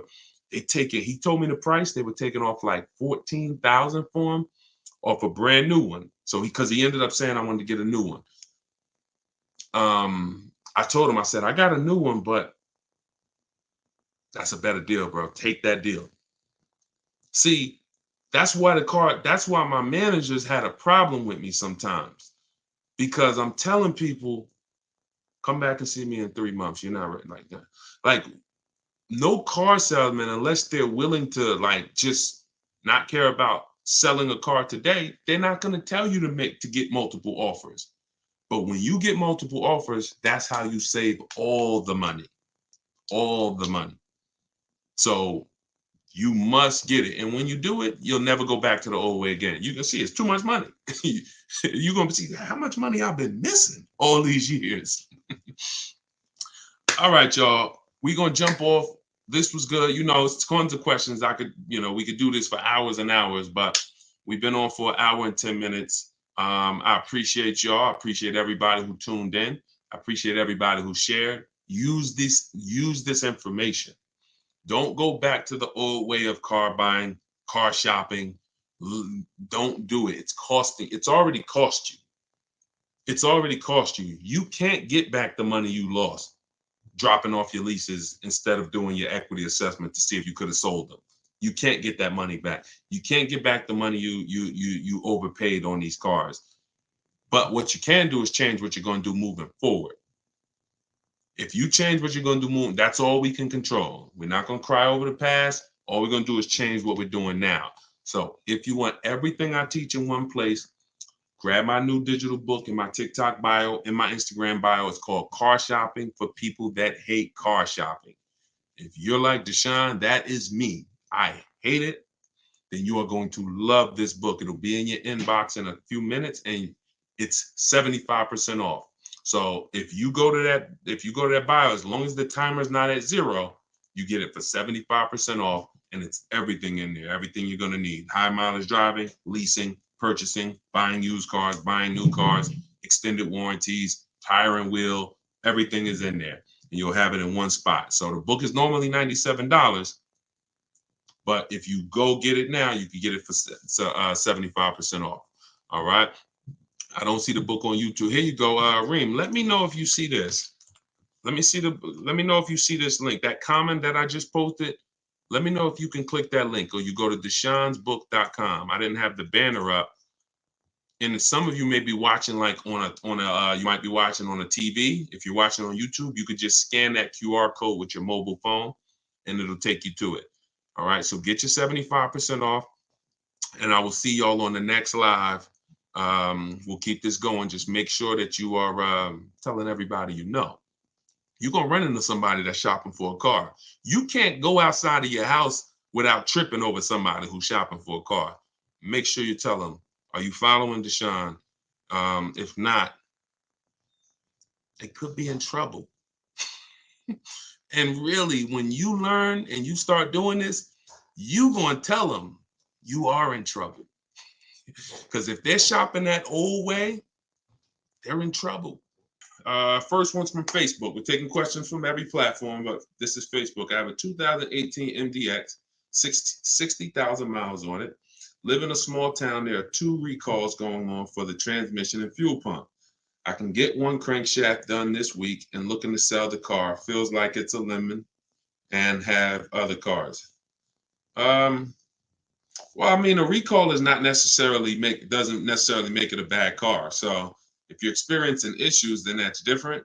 But a recall, a lemon is when the same thing keeps going wrong, when it goes wrong 3 times. So I mean, don't always take a recall as it means it's a bad car. I mean, these cars are built, computers, things go wrong. Key is recall comes in, they fix them. And tons of cars have had recalls. Doesn't mean it's a reason to get rid of the car. 60,000 miles on an MDX, that's not a reason to get rid of the car. Now, if you secretly want to get rid of the car, that's a different story. All right. This is TikTok. Best way to buy an E-Class right now, new or used. You got to figure out whether you're leasing or purchasing. If you're leasing, you got to go deeper. And what I always say, we always teach, if you've been on a broadcast with us before, if this is your first time on a live with us, type 1. If this is your first time on a live with us, type 1. I want to see how many. All right, we got a lot of people typing 1. Okay. So something that we talk about that you'll learn is if you're not keeping your cars 8 years, you should be leasing. It's not even a question. you know, and I'll prove that to you over the show. Some people who've been on here, who've been learning from me and learning about the math, have known that. But and I don't care what you were taught.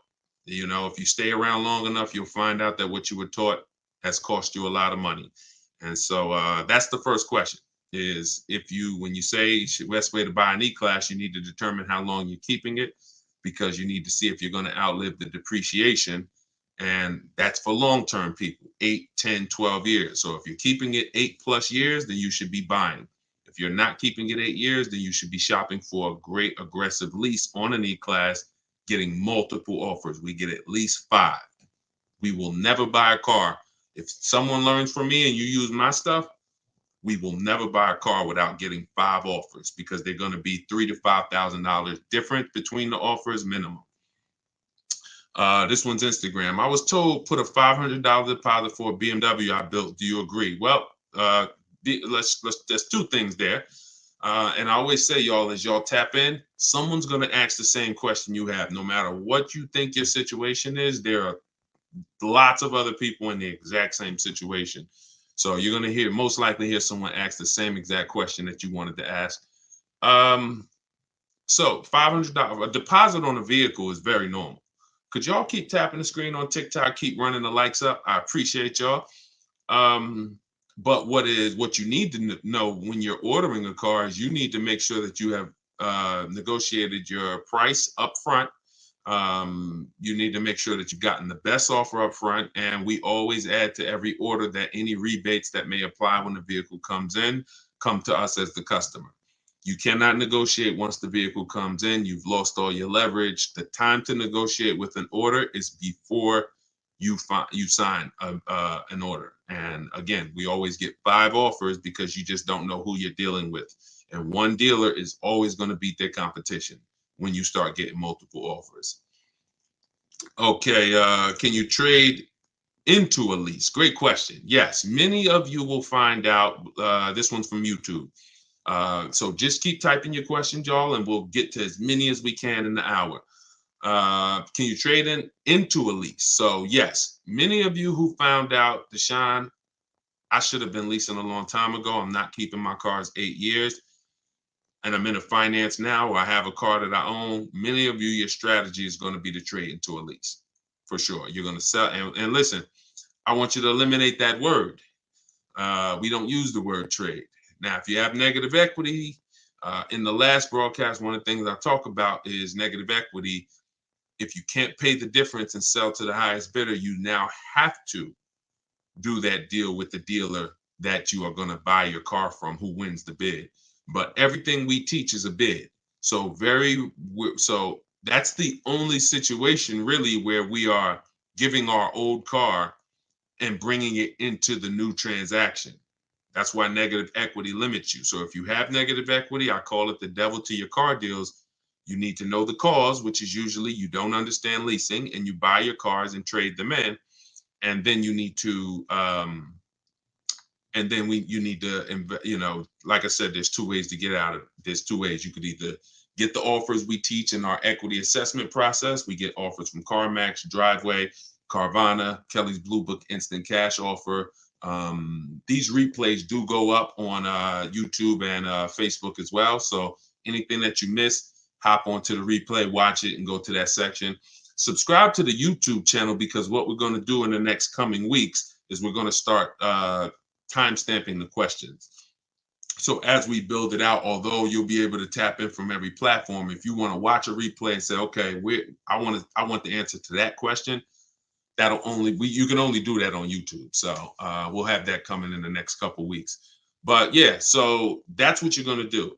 That's the only time we trade is when there's a negative equity. Any other time, we're getting offers from the highest bidders online. And then whoever wins that bid gets our car. And then we're getting offers from the dealership for the car we want, multiple dealerships. And whoever wins that bid is who we buy our car from. That is how we maximize the money we save when we're buying. And that's how we make sure when we're selling our car, our lease.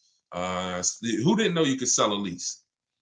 If you did not know you could sell a lease, type 1 in the comments. Well, we can't just keep typing ones. We got to come up with some different stuff. Type a question mark. You didn't know that you could sell a lease. Or you didn't know, here's another one. You didn't know you could sell a car while you still have a loan on it.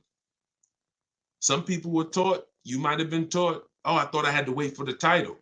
I didn't know I could sell a car because I would have people walk into the dealership and say, Deshone, that's the new one right there. I'm like, yeah, that's the 20, whatever. Just getting, okay, I got 4 more payments. As soon as I pay off mine, I'm coming to get that. Horrible. Now I sit that person down, try to educate them on leasing because you're running a race, paying off this car, and as soon as you pay it off, you're going to start a whole nother race on another car. So yes, you can, you can certainly. We never now look.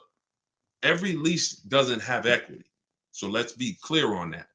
But we never return a lease to a dealership without doing an equity assessment, because many of you, unfortunately, especially all through the pandemic, you were taking leases back and you were giving leases back that had money in them, or you were saying, okay, I know I have equity, but you got to work a deal for me. We don't let someone tell us how much equity we have. We get our payoff, and then we call and we get offers for our car. And we get our payoff from our bank or leasing company, and then we call and we get, we go online, we get online cash offers. That tells us how much equity we have. We don't let a dealer tell us how much equity we have at all. All right. This one's TikTok. Nissan said I can't sell my lease to anyone other than them. No, you can. Okay. See how wording, here's what's important about wording. Your third party restriction means you can sell to any Nissan dealer. So what we do after we get our online offers, we call and we get bids from Nissan dealer used car managers. It doesn't mean, you go in and you talk to one dealer or the dealer you bought your car from. Oh, they said I can't sell to anybody but you. First of all, every Nissan dealer is independently owned and operated. So what I want you to know, if you've ever thought that, some people didn't know, you're not going to, these dealers are all owned. See, when you think all of these Nissan dealers are one, that's why you don't make them compete. See, you've been taught, or you've been schooled to think, yo, these are all one dealer. Every Nissan dealer I drive by, that's Nissan. That's why some people say, I won't do business with Nissan. Had a bad experience with that dealer. They're all different. They're all independently owned and operated. And that's why when you start using what I'm teaching you, which is making people compete, you're going to see how different they are. Oh, this one's trying to beat this one.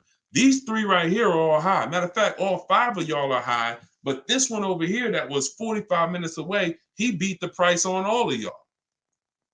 That's what you got to understand. These dealers are independently owned and operated, but they've trained you to make you think they're not, so that you just keep coming to the one that's closest to you. But yes, we make those dealers, when we have we've had tons of people sell vehicles with third-party restrictions. You get bids from used car managers, because your Nissan might be worth 15 to this Nissan dealership. To this Nissan dealership, it's worth 16. To this one, it's worth 16.5. To this one, it's worth 17. And if you just go into one dealer and give them that car, you're leaving thousands of dollars on the table. And I'm only interested in talking to the people who are like, Deshone, I'm done leaving money on the table. If that's you, then just keep listening and unlearn what you've been taught. A big part of what you're going to do here is unlearn the bad advice. We're going to make sure of it. All right. Mike Kelly. This one's Facebook. Is there a source anywhere that will tell you any and all rebates available on the vehicle you're looking for? No. Nope. You must shop offers. If there was just, it'd be great to just know all public nope. Rebates, brand new cars and leases. There's nowhere you can go that say, oh, look, they have all these rebates. Example, like I talked about Sean. I pulled his deal. Sean is somebody that uses my stuff, and if you use my stuff, you get multiple offers. This was his F51, his F50 Lightning, $73,000 vehicle. Not only did the winning dealer save him $4,990, that's from the dealer, but through multiple offers, the rebates were revealed, 15.5. Now, You don't know if that's the real rebate. Could be 18. When I worked for Mercedes, I sold 2 Maybachs. The rebates on each of them was $20,000. So some people, I remember when a young lady named Shonda, she lives in California. She got a Volkswagen, she got a Volvo last year. She had to go to Southern California because they were blowing everybody away as far as the prices. She said, Deshaun, I'm taking a plane, $73 plane ticket, because the dealer in Southern California is saving me $3,000 above my best offer up here. And I said, well, sounds like a great plane trip. You're going to have a nice ride home. But what we saw was some deal, and this is regular. Some dealers will say, hey, we got $1,000 rebate. I included it. Some dealers, oh, it's a $2,000 rebate. I included it. You don't know what it is until you get 5 offers, and then you see the best one. So there's no website that'll tell you what all the rebates are. Be nice. Thank you to everybody who gives gifts to and supports the broadcast, stars and all of that. And of course, thank you to everyone who's bought my new digital book, Car Shopping for People That Hate Car Shopping. Everything I'm teaching, everything on my videos all over social media is in there step by step so that you can have it all in one spot and you can use this for the rest of your life. It's a digital book, so I always update it when things change. And for our launch, you can get it for 75% off. It's normally $97, but in my TikTok bio for 30 minutes while you're on the show, you can get it for 75% off, or in my Instagram bio. All right, let's go to Instagram. Oh, let me post it for you guys here on Facebook and YouTube as well. Anybody who's watching on a TV, you can scan that QR code, or you can go to deshonsbook.com. Don't want to forget about you guys. Good to see you, Mike Kelly. All right, let's go. See, now look at this. This is the language that we got to get out of. Somebody said, Lexus just quoted me $1,065 for a lease, $58,000 car. Now, I don't know if this person just jumped on, but about 5 minutes ago, I was talking about Nissan. See how we talk about one dealer like it's the company? And see, that eliminates our ability to tap into multiple offers. Lexus didn't quote you anything. Lexus is the big company, Lexus USA, that makes cars and has a bank and has multiple franchise dealers. That's Lexus. You went to Lexus of Rockland County and they quoted you that. You went to Lexus of Englewood and they quoted you that. You see what I'm saying? When you understand that these dealers are independent, you'll stop calling them the brand. They're not the brand. And you'll also start to get multiple offers because Lexus of Englewood competes against this dealer. And so we will never buy a car without getting at least 5 offers, because 80% of dealers are overpriced. 80% of dealers will sell you a car 3, 4, 5 grand above what their competition will. 10 grand, doesn't matter, as much as they could get. 20% will blow their competition prices away. And that's who we find, and that's who we buy from. And we do that right here from home. Now, you're welcome to do it the manual way. You can call a bunch of Lexus dealers, ask for the sales manager, get multiple offers, tell them everything that you need so that they can give you a quote. You're more than welcome to do that. I do it online. I have the strategy I call it 25 to 5. We connect with 25 dealers, one, because I want to shop out of all their inventory. When you're buying or leasing a brand new car, you want to shop out of all these dealers' inventories so that we don't have to hear, oh, I don't have that color. Oh, you know what? That one's hard. I don't really have it with that option. When I'm shopping out of 25 dealers' inventories, very rarely do we hear that, unless it's just a rare car, and in which case, we wouldn't have, going into 2 dealers would have not worked for us anyway. So when we find out, we don't believe something until 5 dealers say it, 10 dealers say it. 1 dealer, no, we don't believe that. All right, let's keep them going. Great questions. Let's keep them going. Keep typing your questions. No, maps is not in my book. Do not, if you're in maps, you don't need my book. Yeah, you're in the video version of my book and you're coaching with me. So if they're two totally separate things. Totally separate things. Oh, you just came from the masterclass. Okay, so you're choosing if you want to join MAPS. It's up to you. It's up to you. Or you can get the book. It's up to you. I provide the information. I don't hold back information. It just depends on what experience you want. You can come on here and let's ask questions, and I'm gonna give you the strategy. You can try to remember them. You can watch all my videos. You can get the book if you want it all in one spot. It's totally up to you. As long as you get the information and shop right, that's all I care about. Is it better to lease or own a car? Monica, this is a great question. And I told you guys, someone's gonna ask the same question as you. This is the first. Okay, so I'm gonna give you the formula that will save you the money that you need to save and will forever answer the question of should I lease or buy this next car. It's very simple. This question has nothing to do with how much you drive. It has everything to do with how long you're going to keep the car. Because the expense that you need to concern yourself with when it comes to leasing versus buying is the unseen expense, depreciation. When you are buying a car, if you are keeping it 7+ years, like once you get to about 7 years, your depreciation has really cooled off and leveled out. What does that mean? You're not losing a lot of value in your car every year. When you buy your car, the first year, the second year, the third year, the fourth year, the fifth year, you're losing high percentages of the value. Whether you drive it or not, doesn't matter. You could have it parked outside. It's just going down, going down, going down. This is why you got to be clear on the fact. Here's what you got to understand. I pay for my mileage. I pay for my usage, whether I buy or lease. Because how many people have either said this or you've heard somebody say it? Oh, I want to drive as much as I want, so that's why I don't lease. Who's heard that? Or said that. Honestly, I like to drive as much as I want to, so that's why I don't lease. Let's see. Okay, lots of you. So you pay for that mileage whether you buy or lease. When you start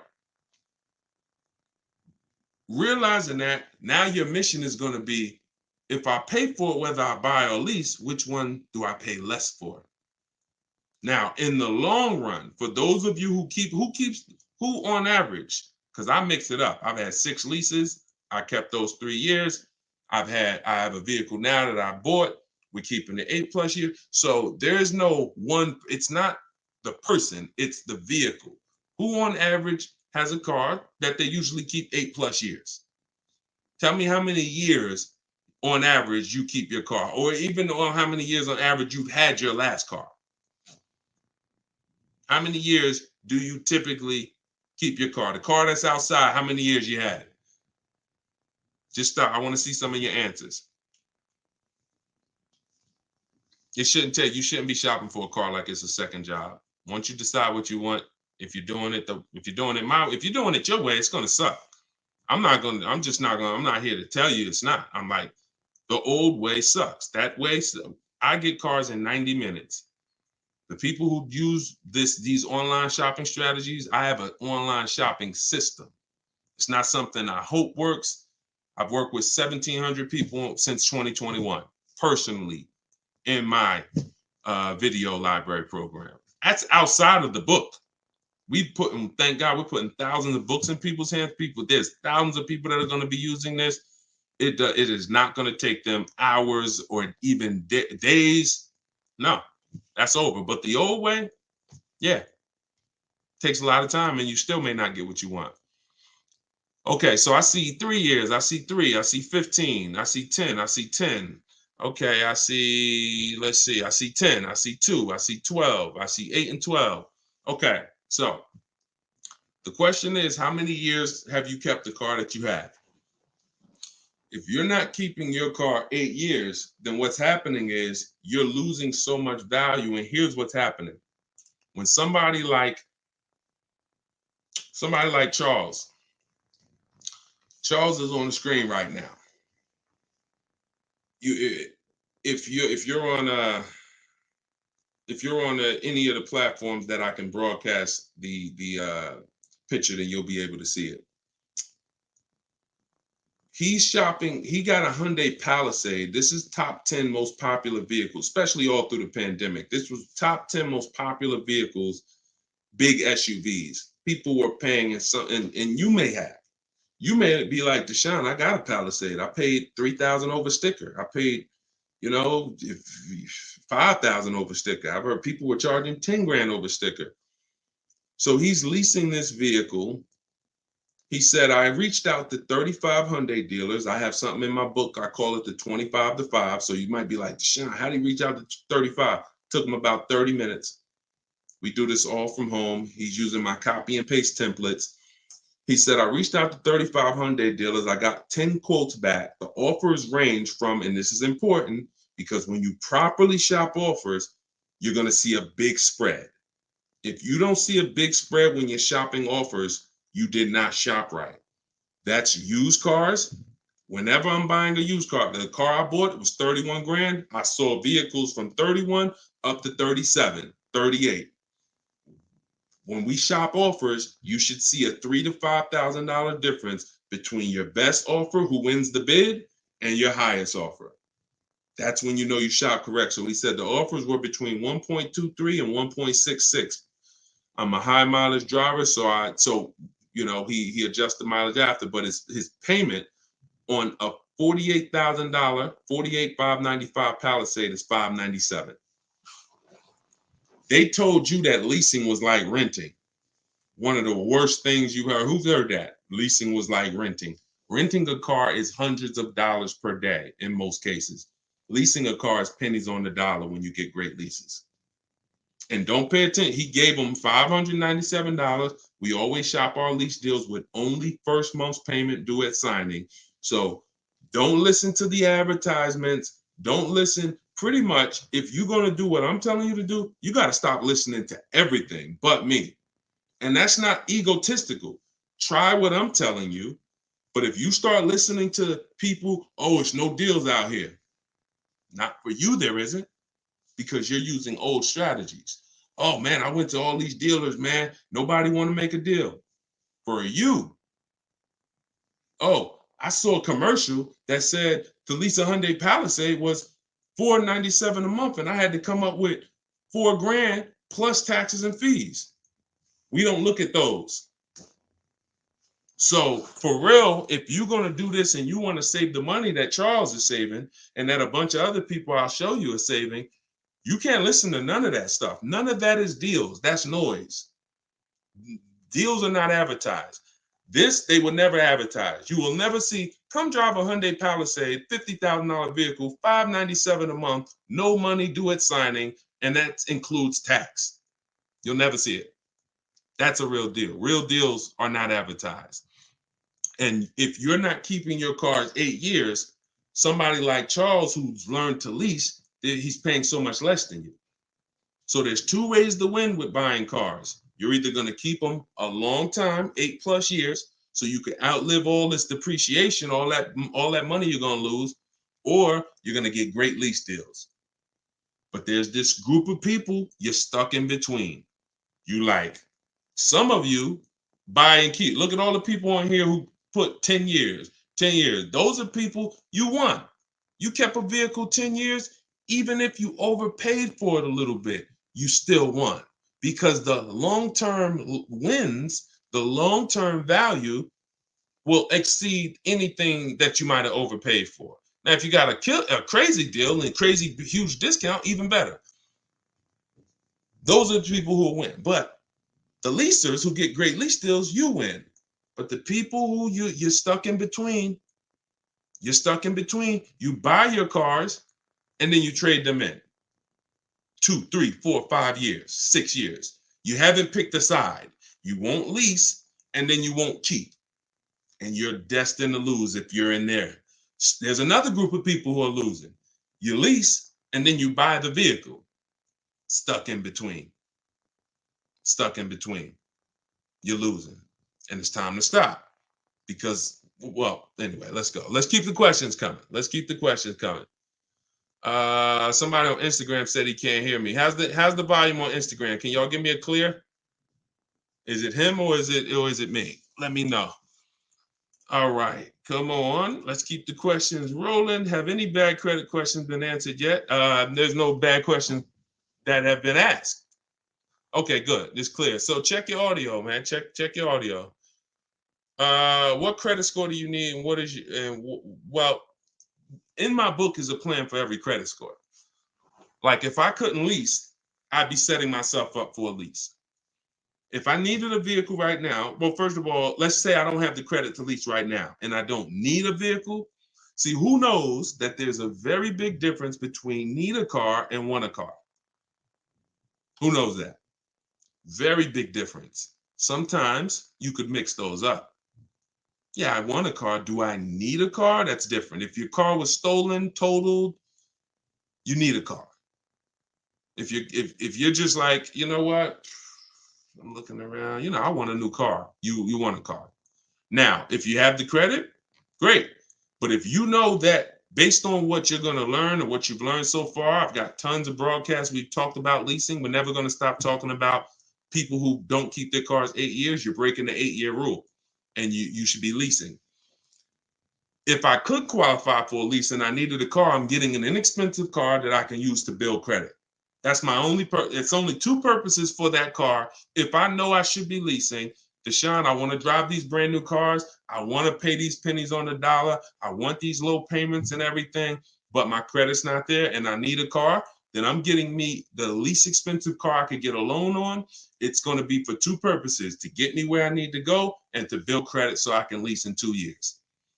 Now, if you go out and you get a $20,000 or $30,000 car and pay 20% interest rate on it, you won't be leasing in 2 years, because that car is going to have so much negative equity. When in 2 years, when you go to try to switch it and sell it, you're going to see I owe too much, and now that's going to blow out my lease deal. I would have got a great lease deal, but I still owe daggone $23,000 on that Scat Pack that was 9 years old with 90,000 miles. It's your choice. You could set yourself up or you could set yourself back. All right, let's go. We're paying $20,000 down on a new car for $55K. Be advisable. Nikki, great question. Nikki asks, I always say, y'all, if you stay on long enough, somebody else is going to ask the same question you have, because many of you are in the same situation. There's no one on here. I don't care what you think. Your situation is not unique. It's not unique. Millions of people a year buy cars. And many of you are in the exact same situation. So you're going to hear your question. Now, she said, would paying 20 grand as a down payment on a brand new car for $55K be advisable? If you plan to keep the car 8+ years, then sure. There's nothing wrong. See, I want you to look at down payment money when you're buying, like paying cash. People weigh it the same. What's the rate? What am I doing with my money? So let's say the interest rate, before we buy any car, we always check to see, is there any special interest rates? 0%, 0.99%, 1.99, especially in the days where interest rates are high. We check this. We check this anyway, but it doesn't matter. Interest rates could be super low. We're still going to check this. So some people will say, if the money is very cheap, then I'm not going to put much money down if my money is working for me. So let's just say you got 20 grand under the mattress or in a safe, then that money's not working for you. It's just cash. So you may not care about throwing it at the car. Someone who has money in the stock market and mutual funds and real estate and investments that are earning them, 8-10% or more, they're going to put less down and they're going to use the bank's money if it's cheap. Now, if the bank's money is expensive, 6%, 7%, 8%, then whether, in those cases, it makes sense to not use any leverage because the money's expensive. So if I was buying and money is expensive, then I'm going to put as much money as I can down. I'm going to look to pay off the car, but only if you're keeping it 8 years. If you're not keeping this car at least 8 years, then you're about to lose a ton of that money. 20 grand, you're about to lose a ton of that. A ton. because you should be leasing. You should be shopping for leases, not for purchases. We must, if your goal is not to be one of the people on here, when I ask how long have you had your car and they put 9, 10, 12 years, if your goal is not to get to that level, because at that level, you've outlived depreciation. Your car has lost tons of value the first 3, 4, 5, 6 years, tons of value. But it gets to a point where it's cooled off. It gets to a point where you're not losing that much money anymore. And that's where most people go and trade a car and do it all over again. They say, look, I went through the worst depreciation for 6 years, but let's go and do this again now. Start all over. Where you're supposed to be at that point, like, now this is where I keep it. Car's paid off, depreciation's cooled off. I'm going to keep this thing, and I'm going to now get all of this money that I put into this car back out of it. I'm not going to go swap this and do this thing all over again. If you are that per Deshone, I'm not keeping a car that long, then you should be shopping for leases. Deshone, I don't have the credit, then you should be getting a car that sets you up for a lease in 2 years. Very simple. Boundaries. T-Rock, good to see you. Good to see you. I see a lot of people. If this is your first time on the broadcast with us, can you type a 1? I always like to shout out the new people and shout out to the sharers. Shout out to everybody who tagged somebody, who invited somebody to the broadcast. On Instagram, if you hit the share button, you could actually run down the list and just share with like several of your friends. And look, I'm just telling you, as we get this information out, you don't want to see your friend's car deal in a year and you like, when did you get that car? And you like, you don't follow Deshone? And I know, I never heard of him, because most people have no idea who the heck I am. And you like, man, I've been following him for like a year. No, didn't I tell you I was shopping for a car? Why you ain't telling me about him? Now you might lose a friend. You might lose a friend. I'm just saying. All right. To everybody that just jumped on, everything that I'm teaching, if you've seen any of my social media videos, it all comes out of my brand new book, Car Shopping for People That Hate Car Shopping. It's a digital book, and I kept it digital because I have links in there. I got links to videos. I got links to my scripts, and I update it when things change in the market. If I had 100,000 books in your houses, now something changes, a website changes. That now here's what you'll be hearing. Hey guys, yeah, I know you bought my book last year, but you know, a couple of the websites changed, so I just released volume 2, the updated version. Go get that now. Right in my that's the only thing you could do. I wouldn't be wrong. It's just that's all you could do if you have a print book. With a digital book, update, you open it a year from now. Any websites that are not relevant anymore, like Vroom went out of business a couple months ago. They were in part of our bidding strategy. You open it up, you don't see Vroom because I updated the file. So you can get it for 75% off as part of our launch. In my TikTok bio, it's normally $97. In my Instagram bio, or you can go to deshonesbook.com if you're on Facebook or YouTube. I'll put the link for y'all. And let's keep the questions coming. Let's go. But get your book. Once 30 minutes expires, it's $97, which is still great money. So it doesn't matter. You're still going to win. But 24 is better than 97.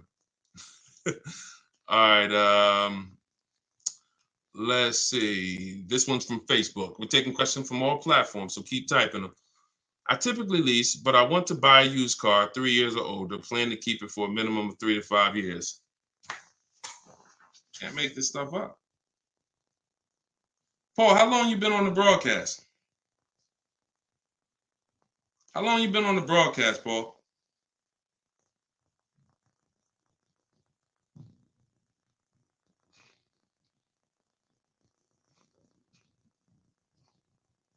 So if you've been on the broadcast for 10 minutes, how didn't you just hear me talk about if you're not keeping your car 8 years, you shouldn't be purchasing?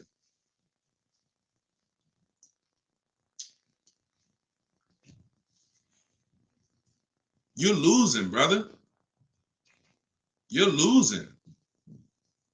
I'm making this as clear as it can possibly be. You need to be locked in. I didn't say if it's not used. Don't, please listen. Take what I say exactly the way I say it. Exactly the way I say it. Don't add to it. Don't take away from it. That's the only, now, if it doesn't work, you come back to me and you say something. But if I'm teaching you something that I would, and I hate this, 90% of people are doing incorrectly, then in order for you to really win, you got to be totally locked into the details, bro. Like we talking numbers, we talking financial, like we talk. So you got to be in, and look, because this is new for you, you might have to be like, all right, D, I got to go back and I got to rewatch the broadcast. But as long as I have laid this out for y'all in a way where I don't want you thinking, because this is an industry that I've been in for now total 2006, we're going on 18 years now. And I know that in order for you to win, all of you, I have to make this in a way where you guys don't have to think. Because the minute you start, I got to think and I got to remember, what should I say there? I'm setting you up for failure. So best thing is just, if you hear Deshone say this, lock it in as a rule, especially if I say it's a rule, like the 8-year rule. And the 8-year rule is this. This is step 1 in my book. My book is 7 steps. Step 1 is the most important question. How many years are you keeping the car? Why is that the most important question? Because that's going to determine whether you buy or lease. If you answer that question and say 8 years, you're buying. If you say 3 years, you're leasing. 8-year rule. 8-year rule. If I'm not buying if I'm not keeping 8 years, I shouldn't be buying. And I don't care how much money I save. If I buy when I should have leased, it does not matter how much money I save. Let's go back to one of these lease deals. Let's look at Danielle. Danielle is driving a $44,000 Audi. She's paying $550 a month. Let's just say somebody went in to buy that same Audi. Y'all, shout out to y'all liking this, tapping the screen on TikTok. I appreciate y'all shooting the likes up. Let's just say Danielle, who leased this Audi for $550 a month, that's all she gave them, $550. She drove off.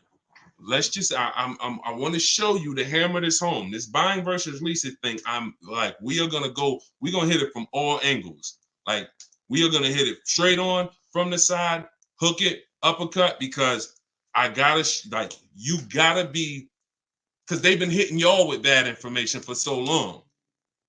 They've been hitting y'all with bad lease commercials, Dave Ramsey videos, viral videos. They've been hitting y'all with all this stuff from so many angles, so we got to do it the same way. So let's take Danielle, who got a really good lease, $550 a month, and it's a $44,000 car. I want to show you that if you buy when you should have leased, it doesn't matter how good of a deal you get. You lost. You lost big money. Let's say somebody comes in and they're looking at the same Audi that Danielle just leased. She just leased it. They want to buy it. Now, let's just say let's say they get a bet. Let's say they even get multiple offers like I teach, and somehow they save $5,000. Just make up a number. Save daggone more than 10% of the price. So they buy that car for $39,000. Now, once their taxes and everything go in, they're going to be about $42,000. Every $5,000 is what, y'all? Every $5,000 that you borrow on a loan, some of you know, if you're new, you may not know, but you're about to find out. Every $5,000 is how much per month? So this person came in, they used their skills, they might have used a negotiator, or they used my strategy, got bids. They end up getting a $45,000 Audi, $44,000 Audi for $39,000. Now they're going to finance about $42,000. There we go. Thanks, MK. Every 100, it's $100. So where does that put them per month? 42, about $830. Yeah, but he saved $5,000. Matter of fact, no, man, he stole a car. He saved $10,000. He went in, got the brand new Audi A3, saved $10,000. They just wanted to give him a price no one else in the country has ever gotten. We want to give you a price no one else in this world has ever paid. Take $10,000 off that. Instead of $44,000, sell it to him for $34,000. My God, I really won with this. Now, Danielle drove off for $550. He gets it for 34, taxes and everything. He's about 38. Every $5,000, $100 a month. What's his payment? 38, 750.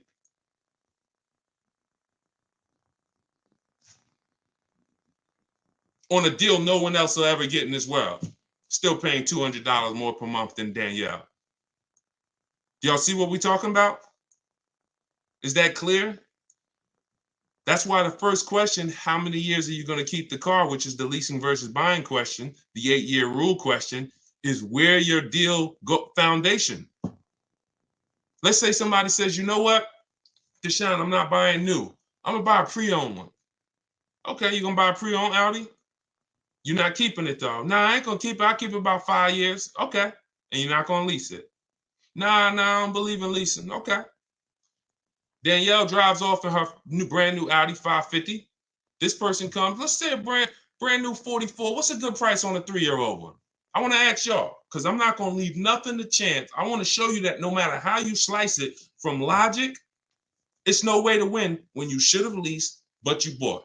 So let's say brand new one's 44. How much is a used one? Good deal on a used one. Brand new car, 44,000. 3-year-old one. What's a good price on a 3-year-old one? Let's be conservative. What we think? What we think?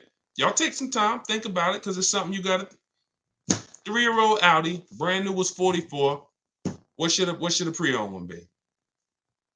Can we say, okay, I was going to say 28, Mike. Mike said 30. The Don said 30. That's fair. 27. So let's call it anywhere in there, right? Let's go with the lowest one. Pre-owned one shouldn't be 40. Stick around. If the car is brand new 40, then at 44, then the pre-owned one shouldn't be 40 for 3 years old. Stay here, okay? Stay here. We're gonna make sure that you save money, but let's just go deep. Let's just say the lowest number somebody called out on this broadcast is what the person gets it for, $27,000. $27,000 tax, put them about 30. Every $5,000, how much a month? $100. What's their payment? $600. Is it clicking? If it's clicking, we just compared a good lease deal that Danielle got, what's coming out of her house, what she's driving. Danielle pulls up to next to two people. Let's just say they all at the traffic light. 3 Audi A3s at a traffic light. Danielle in the middle. This woman over here, she bought hers, got a great deal on it. And this used one over here. Danielle's paying $550 for a brand new one. Person to her right bought it, paying, what was it? What was the person who bought the new one paying a month? Was it 8? It was 8, right? And the person to our left who's driving the used one, 3 years old, 1 year left on the warranty, is paying 6. This is why I fight for you to understand. This is how you got to understand. So when you think about it, and some of you might be saying to yourself, Dad, Deshone, I haven't kept my cars 8 years. That's me. So what are you going to do now? I wish that I could meet you where you're at and be like, hey, you're doing so good with these cars. You're just saving all the money you should be saving. You know, you're just killing it. But let me show you how to do a little better. I wish that was like, that'd be easier to deliver. That's not me. That's not what I'm here for. I'm here I got to deliver the bad news first. I'm from an industry that taught you how to do things wrong. And then you got influencers who talk about cars, who know nothing about financial strategies with cars. They done gave you strategies that have failed you. So I got to come in and tell you, yo, that was all wrong. Now it hurts because you're like, Dag, I lost money. But I'm the only one that's going to give you something that say, all right, you lost the money, but you still got a couple more cars left. We still got your family. You still got your friends. We could win from now on. So that is the rule. If you are not keeping your cars 8 years, doesn't matter you buy, doesn't matter new cars, used cars. When you say, I want a new car, if you ain't keeping it 8 years, you should be shopping for great lease deals all day long. You're going to keep tons of money in your pocket. You're going to drive the best cars. Now, if you're like the opposite, Deshone, I'm keeping my cars 8, 10 years, then you shouldn't even be thinking about leasing.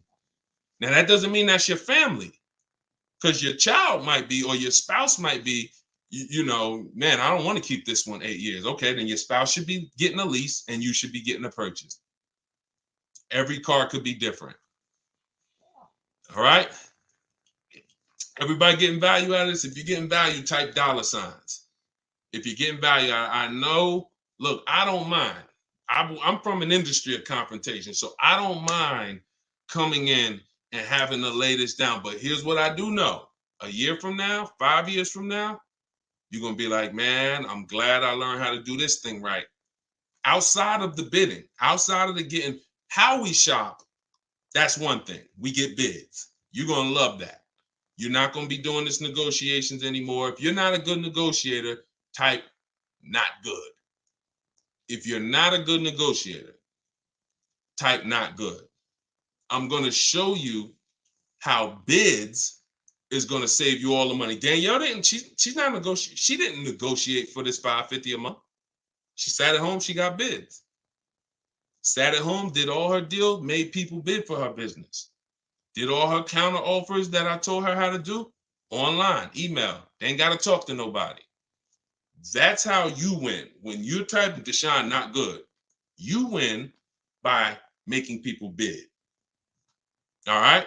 That's how you do. But outside of how we get deals, the leasing versus buying, that's the foundation of the deal. And if your deal's on the wrong foundation, you can't get a good deal. So the first thing you always got to do, put your deal on the right foundation. I should be leasing based on how long I'm going to keep the car. I should be buying based on how long I'm going to keep my car. All right. Is it true that you're not responsible for major repairs when leasing? That's correct. Now, you can't bring the vehicle back damaged, but if you have an accident, you run it through insurance, it doesn't affect you. You have no penalties. You could have 10 accidents when you're leasing, as long as you run them through insurance. Now, if you had 10 accidents on a purchase, what is that doing to your value? You owned your car, you got 10 accidents. If you lease, you don't have to worry about it.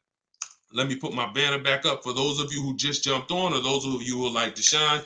I need that book. What's the name of it? My new digital book is called Car Shopping for People That Hate Car Shopping. It is not just leasing versus buying like I just broke down, but also how we shop and make dealers bid for our business, how we make banks bid and credit unions bid, and how we make buyers bid. We don't trade cars. So everything is in there, and you can get it for 75% off. It's normally $97. It'll be in your inbox in literally 10 minutes or less, really like 3-4 minutes. You can get it in my TikTok bio, but it's only 75% off for 30 minutes. Once it goes to zero, it goes back to $97, which is still a great price. Or you can get it in my Instagram bio, click that website, and grab your copy for 75% off. But yeah, when leasing, here's the key. When leasing, you may have heard that with leasing, oh, the car has to be perfect. Absolutely not true. Many leasing companies have something called the credit card rule. So if a scratch could be covered by a credit card, they're not going to charge you. They allow for normal wear and tear. No bank, no leasing company expects you to bring a car back in 3 years looking like it just left the showroom. They allow for normal wear and tear. These are your dings. These are your brush scratches. You're in a shopping mall, somebody opens their car, dings your car, allowable. What's going to be billed is things that would be billed if you owned the car and was trying to sell it. See, if you own the car, people wouldn't be looking at that stuff saying, oh, I'm not buying it. Look, you got that little ding there. No, it doesn't affect your value that much. Now, if you came and the tires were bald, well, that affects your value. If you came and there was a scratch on it, looked like somebody keyed the car, oh, that's going to affect your value. Those things are those are the things that get billed for. and they call those excess wear and tear. That's not normal wear and tear. That means, you know, a baseball-sized dent, a crack in the windshield. These are things that are called excess wear and tear. So, you know, if you're getting billed for damage on your lease, it's because you've really gone outside of normal wear and tear. But the car does not need to be perfect. The car does absolutely not need to be perfect. They allow for normal wear and tear on a lease. Okay, let's see. Hold on. All right, we got a little more time. Let's keep it going. Jay, I have the book. Use it. Congrats. Use it and win. And please, everyone who has the book, please DM me. I don't see DMs, so I'm not even gonna say DM. Thank God we have over 2 million followers across 4 platforms, and we get hundreds of DMs. There's just no way for me to see them. The minute you purchase the book, I give you a support email, just in case, because sometimes you type in your email wrong, you're typing fast, and you're trying to get back to the broadcast, and you know it won't be there. Give it 10 minutes. Make sure you check spam, but make sure you send me your success story. I want to see when you get your car, and I want to see the deal. See, this is the difference when you start getting great deals. Let me tell you how different this is going to be. You're going to be just as excited about the deal as the car. See, people, if you don't know how to get great deals, you don't broadcast the deal. You just say, oh, look at my new car. When you start getting incredible deals, Danielle, when you start getting deals like this, save, and it's not just leases. We got tons of people who got purchase deals too. Like I showed Sean. Sean's getting an F-150. Look, he's getting an F-150 Lightning XLT. He sent me this a couple days ago. $73,000 MSRP. He's getting $20,000. He's getting over $20,000 off. He's purchasing that, keeping that truck. So when you start getting stuff like this, you're going to broadcast the deal. So you're going to be so excited. Yo, not only did I get this great car, look at what I did. So send me that. Deshone, look at what I just paid for this. Yo, look at this lease deal I just got. Deshone, look at this used car. Look how much I just saved from the original MSRP. That's when you are confident in the deals. Because I know you buy your cars and you don't want to talk numbers. Most people will not send me numbers. Most people will not send me numbers. I've been on social media now for what, May 2021, going on 3 years. Very rarely do I get a deal that somebody bought. You don't have confidence in the deal. And no one wants to hear that you overpaid. So, but now, oh, you'll be emailing me, Deshone, look at this price. Yeah, I stole this car. Look at this, Deshone. This was the lowest out of all the offers, and that's what I want. No, Steven, you shouldn't be buying your lease. All you're doing when you're buying a lease, look, somebody, this is TikTok. Somebody asked, should I buy my lease? Why? And the answer is no, unless you're keeping it 8 years. Because here's the thing. I know some of y'all may have heard about, heard this thing that's not a thing called lease to buy. Who's heard about that? Who's heard lease to buy? Who's heard that? Lease to buy. Who's heard that? Okay. Steven said, I never heard of it. Okay. What it is people will lease their car, turn around and buy it. We don't do that because you've already had the car for 3 years. And what you're doing is it goes back to not picking out. If you say all you're doing when you buy a lease is buying a used car, that's it. If you look at it the exact same way, that is exactly what it is. So when you look at it that way, now what you're asking yourself is, Deshone, should I buy a used car or should I lease a new car? Now, if you tell me you're keeping it 8+ years, then buy the used car. That's the only thing you're doing when you buy your lease. You're buying a used car. People used to come into the dealership. It was one of the least exciting things that I ever did. I'm gonna tell you why. And I would try to make it exciting. It never was. People come in. I set up the appointment for them to come buy their lease out. They wouldn't listen to me in some cases. Now, again, if you're keeping the car forever, if you say, Deshone, I love this car, you know what? I leased it for 3 years. I could see myself keeping it for another 8 to 10. Easy. I love this car. Then buy it. 100%. But a lot of times, nope, it wasn't. They come in and they just like, oh, I don't feel like shopping, or hey, whatever reason, they buy the lease. They come out of the office and I'm like, all right, hey, paperwork's done, because you're literally starting another loan, or you're laying out a good financial check for a car you've been driving for 3 years. At least when you lease, at least when you buy a used car, it's a different car, So it's like there's some excitement there. It's new to you. It's new to me.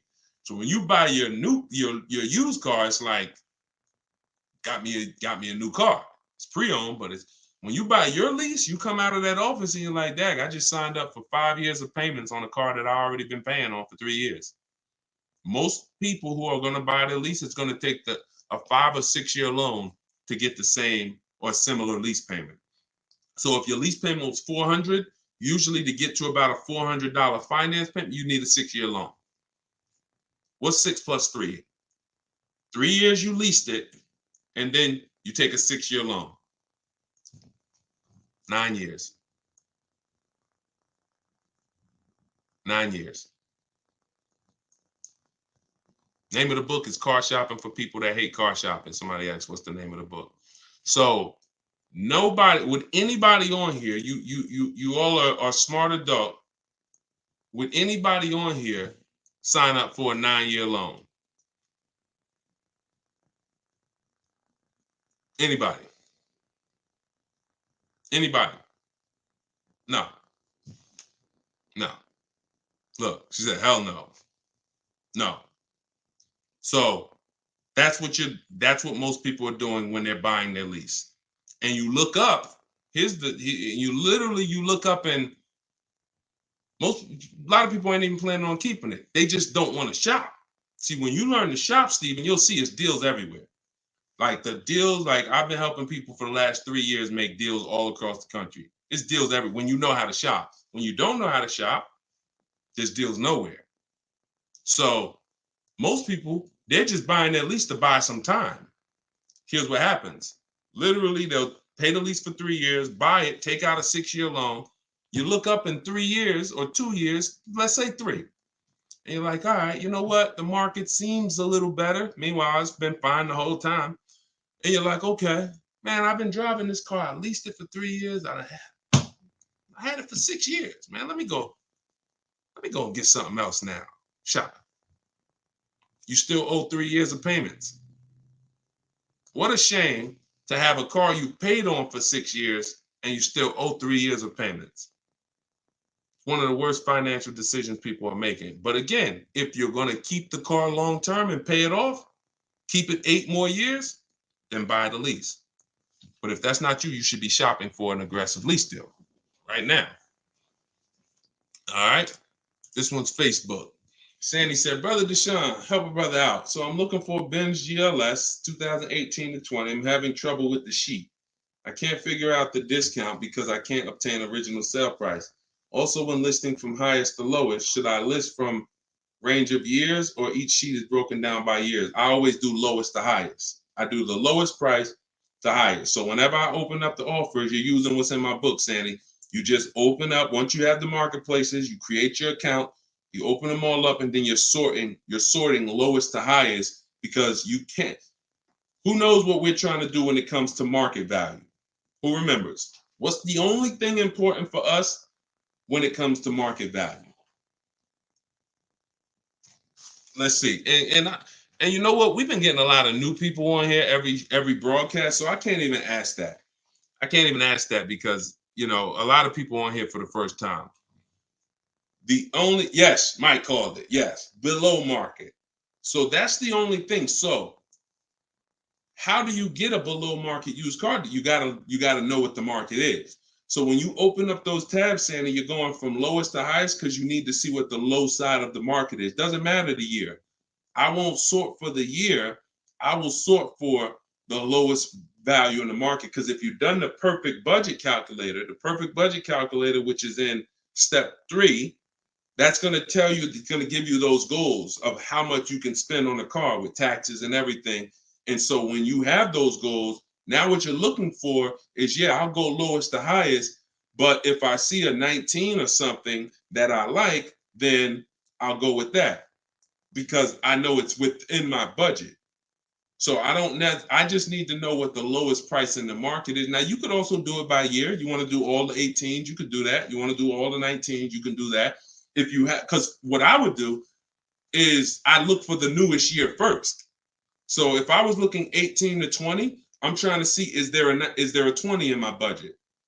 And then if I don't see it, all right, now let me add 19s. Is there a 19 in my budget? And then I go into 18. I'm only going older when I need to, not just from the start. I'm starting with the newest vehicle and seeing, can I get a great quality vehicle, new as possible, in that budget? And then if I can't, then I'm going to open it up to additional years. And when it comes to getting the MSRP, there's 3 ways to do it. You can try Get Clutch. I'm going to give you this website.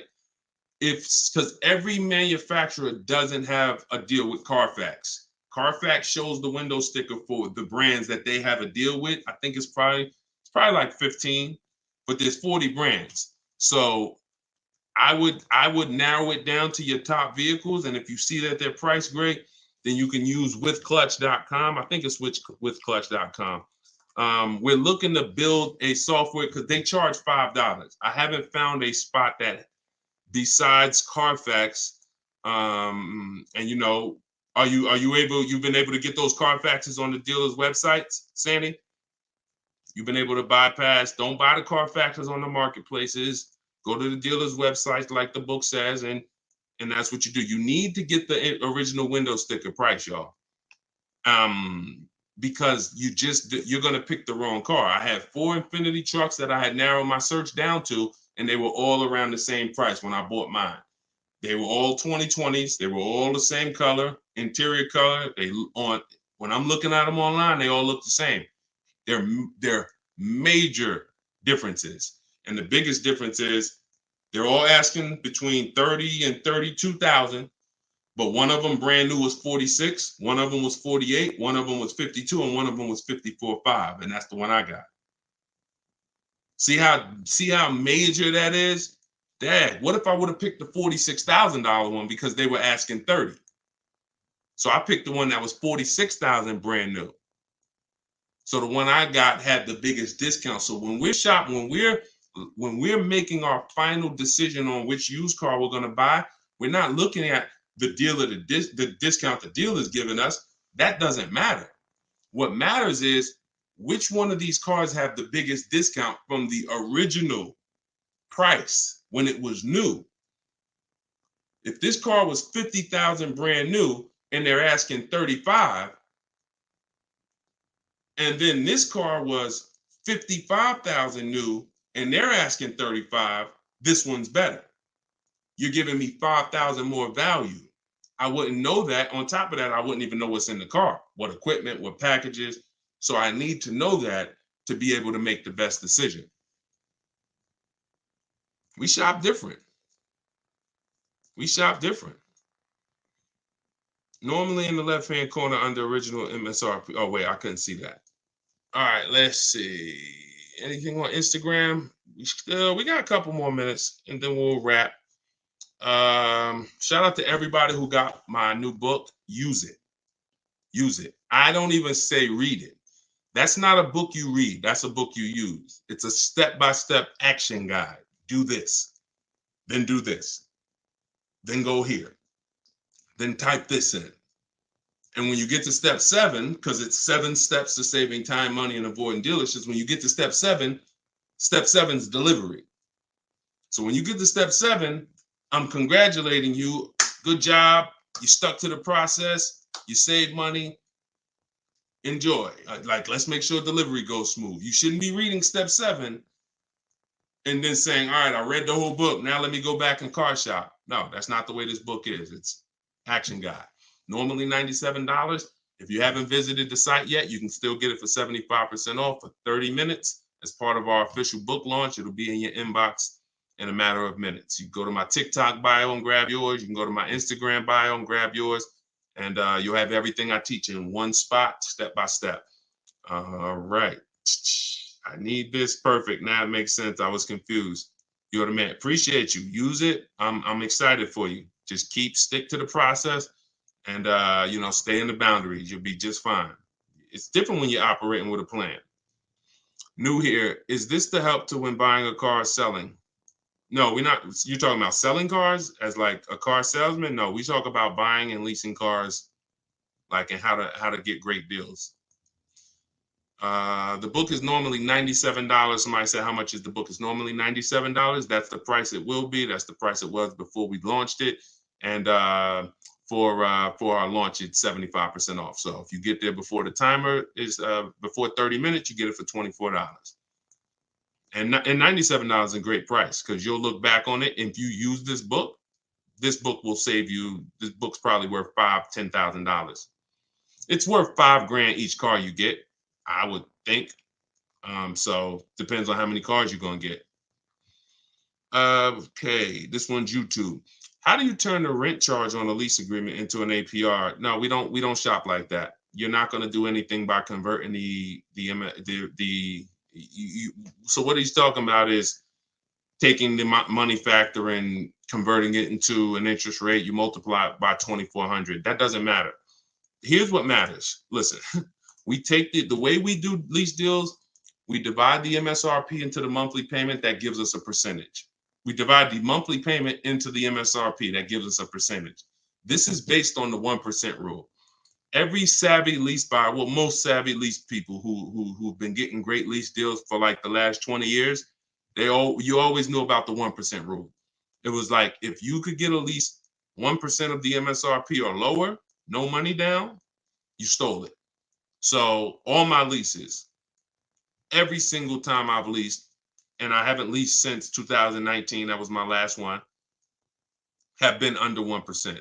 My Jeep Grand Cherokee, $35,000 vehicle, $330 a month.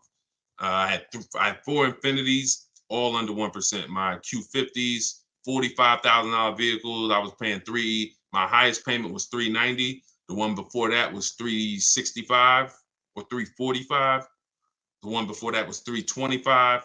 These were $40,000, $42,000 vehicles. My Pontiac G6s was $256 a month. These was like 20. That was my highest one. That was my first lease, and I had to pay a little bit more because I was just establishing my credit as a leaser. But even that was probably 1.1%. So the 1% lease rule has been around way before I even got into the car business. What wasn't around, though, was when people were paying too much for leases. So we came up with the 1.5% rule, because once your lease payment is more than 1.5% of the MSRP with no money down, you're paying too much for a vehicle you're giving back. So lots of people, especially through the pay, I was making videos, people were making videos, hey, you really should explore leasing. No one was telling you guys how to make sure you weren't overpaying for the lease. Now, that doesn't mean it's a great deal. Like, that was like the max, 2 extremes. 1%, I stole a vehicle. 1.5%, I overpaid. So somewhere in between here is good deals. So when you look at this and you're like, okay, lease deals. What was the question? Oh, no, it wasn't Stephen. It wasn't leasing seems so costly now. Somebody had said something. How'd I get on that subject? What was I talking about that I went into a lot of lease deals? Thank you for your time and expertise. Appreciate it. I told y'all know when I'm doing these rapid fire Q&A, especially, we're an hour and 15 minutes in. See, that's usually my body clock saying, all right, it's about time to wrap. Oh no, this is what it was. I'm at Alex from YouTube. His question's on the screen. He was talking. See, there's plenty of people who walked into the dealership when I was there. They had their financial calculator. Hold on, let me put a lease deal up here.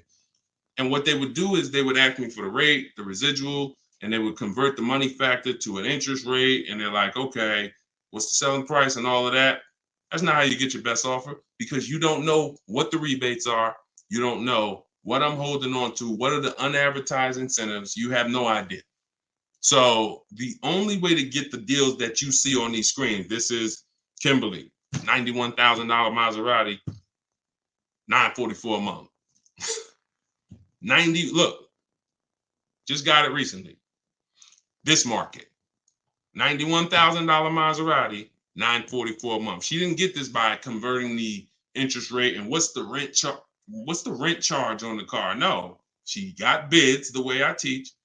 We are going to get at least 5 bids, and that's how we save this money. Look at Bonita, 2022, middle of the pandemic. Everybody else, and you might have a Telluride that you're leasing, paying $700-800 a month. Maybe you put money down. She's driving a Telluride $600 a month. She gave him $600 and drove off. $47,000 truck. Look, Charles Palisade. We talked about him earlier. $48,000 truck, $597 a month. You see what I'm saying? We don't worry about anything other, and they know their percentages. Look at Charles. Alex, look at Charles. They know their percentages. They divide the monthly payment of the offers. We get all our offers with first month's payment only out of pocket. We divide that monthly payment into the MSRP. It gives us a percentage, and that's how we compare our lease deals. That's how we know who saved us. You can see, he said, all my offers were between 1.23 and 1.6. None of that, nothing else matters. He don't care what the money factor is on that. He doesn't care what the residual value is. That does not matter. What matters is, how much am I paying for this car to drive it for 3 years? The lower the percentage, the better the deal. He don't care what rebates was included. Does not matter. We don't complicate this. And what I find is people who are going to shop like this, Alex, if you're not going to get bids, you're not going to get all the money. You could know all the financial calculations. You could know how to break a lease down longhand. And that's a super complex mathematical formula, but it's not hard for people who are into math. I was taught to do it. I know how to do it. I would never shop that way. You see? That's just what it is. You get bids. Stop negotiating, start getting bids. My book is the only book. I think I'm the creator of the system. So it's like Deshone, I never heard anybody talking about getting bids before. I created it. I created the 8-year rule. I'm not teaching. I'm fortunate, thank you, Lord, that everything that I teach outside of standard like math is stuff that I created. The 8-year rule, that's me sitting down and saying, okay, when's the cutoff when a person who purchases starts to win based on depreciation? 8 years. What's the cutoff when a person pays too much for a lease compared to someone who bought and now they're giving the car back? They paid too much, 1.5%. So the bidding system that we use, it's not something I learned, it's something that I created. That's why I say test it. That's what my entire book is. Car shopping for people that hate car shopping. 7 steps to saving time, money, and avoiding dealerships. I don't want you in a dealership for more than 30 minutes. If you use what I'm teaching you, you won't be. So, all right, y'all. We've been on here for 1 hour and 20 minutes today. Go grab your book if you want it. If not, I'll see you in the next broadcast. For those of you who have the book, if you just jumped on here like, Deshone, what book are you talking about? You can go watch the live broadcast. It's on YouTube. Once I wrap it up, you'll see it on YouTube. Go watch the live.